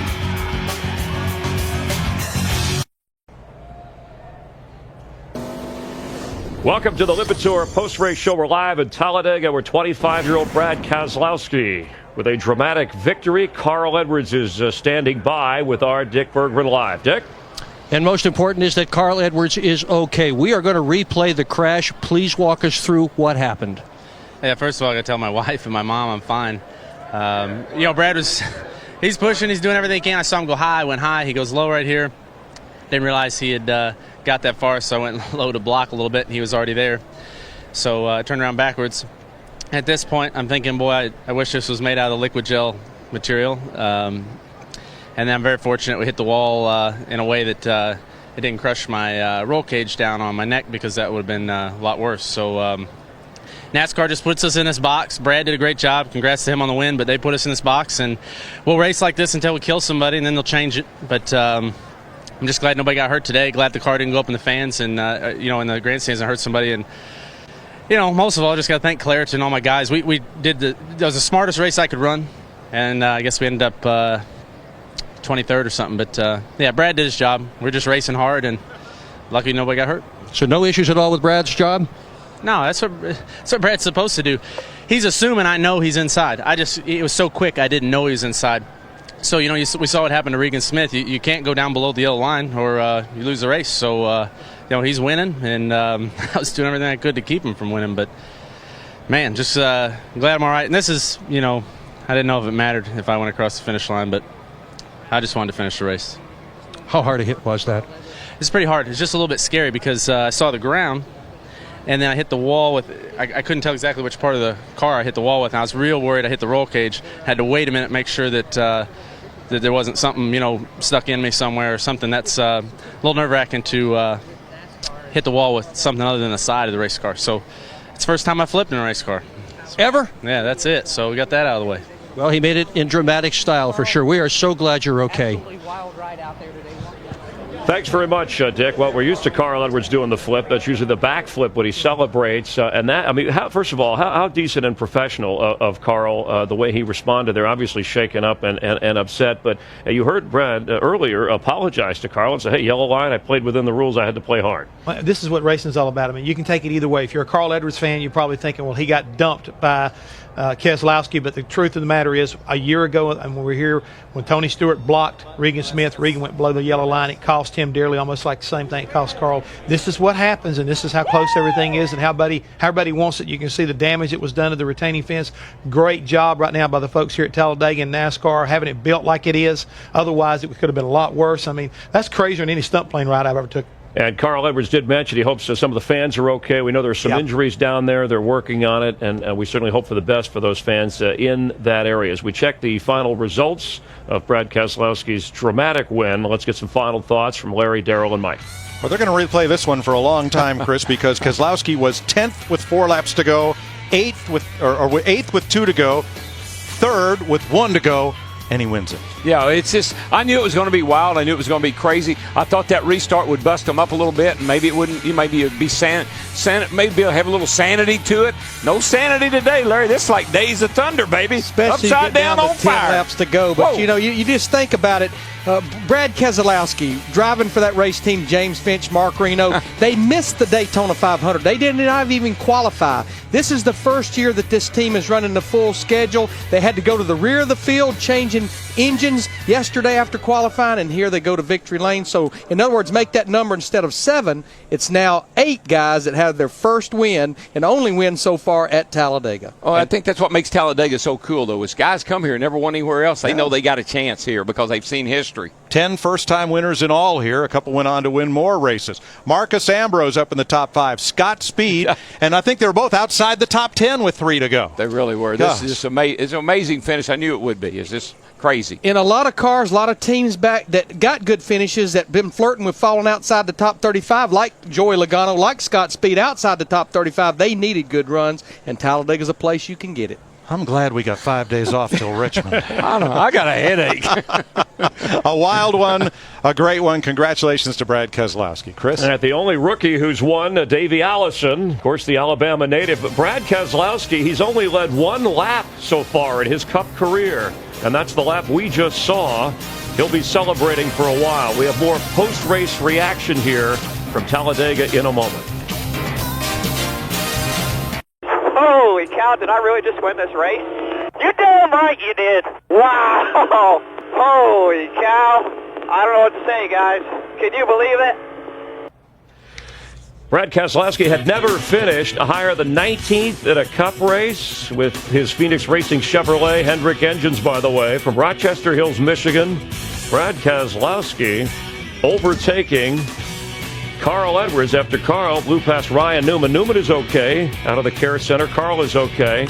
So the driver's doing fine. Some of those fans we're keeping an eye on as we check the point standings heading to Richmond on Saturday night. So you see the change. Jeff Gordon involved in one of 3 big ones we had here at Talladega, the last being humongous, major, gigantic, and all that other stuff.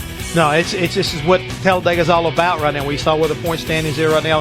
Take a quick look at who's just outside Ryan Newman by finishing second day. He jumps up to 13th. just outside that coveted number 12 spot. I mean, at this play, Yogi Berra, I guess it's not over until the last guy crosses the finish line. However, even if he's walking like Carl Edwards, but anybody can win at this track. It is really survival, and Carl Edwards had the right strategy at the end. We just didn't know about a guy like Keselowski. You never know. And again, this is what this race is all about. You never know till you get to the start-finish line. Think about it like this. If it was an old-style start-finish line in the tri-oval, there's a possibility that Carl Edwards could have won that race upside down.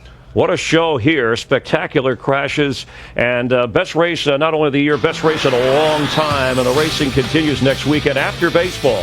3:30 Eastern, 12:30 Pacific, Mets and Phillies among some of the games you'll see in the doubleheader as we will come to you live from Richmond on the pre-race show, 7 Eastern, 4 Pacific. We'll no doubt speak with Carl Edwards. Saturday night. Saturday night, under the lights. The next two races coming up next on Fox. A powerhouse, laugh out loud lineup. School is in and completely out of its mind. A new smash hit. Sit down and shut up. Sounds like you talking to me at the end of the race. That's right. And Stewie's all pumped up for Family Guy and American Dad. Wow. This is unbelievable, this finish here. You would never have called this at the end of the race. I told you, this place is amazing. You were twittering and tweeting, and we're going to be talking about this one for a long time. Congratulations to Brad Keselowski, and once again, Carl Edwards. How did he survive this? He was in the right frame of mind, and he'll be ready to roll in Richmond. That's how he rolls. For Jeff Hammond, our entire production crew, I'm Chris Myers. Talladega deserves a wow. Thanks for being a part of NASCAR on Fox, and we'll see you next Saturday night from Richmond. Have a good week.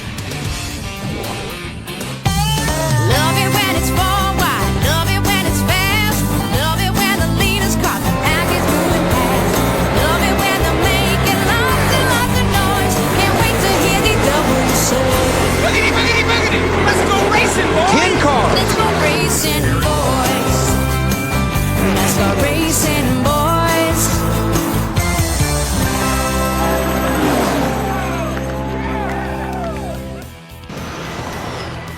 Promotional considerations provided by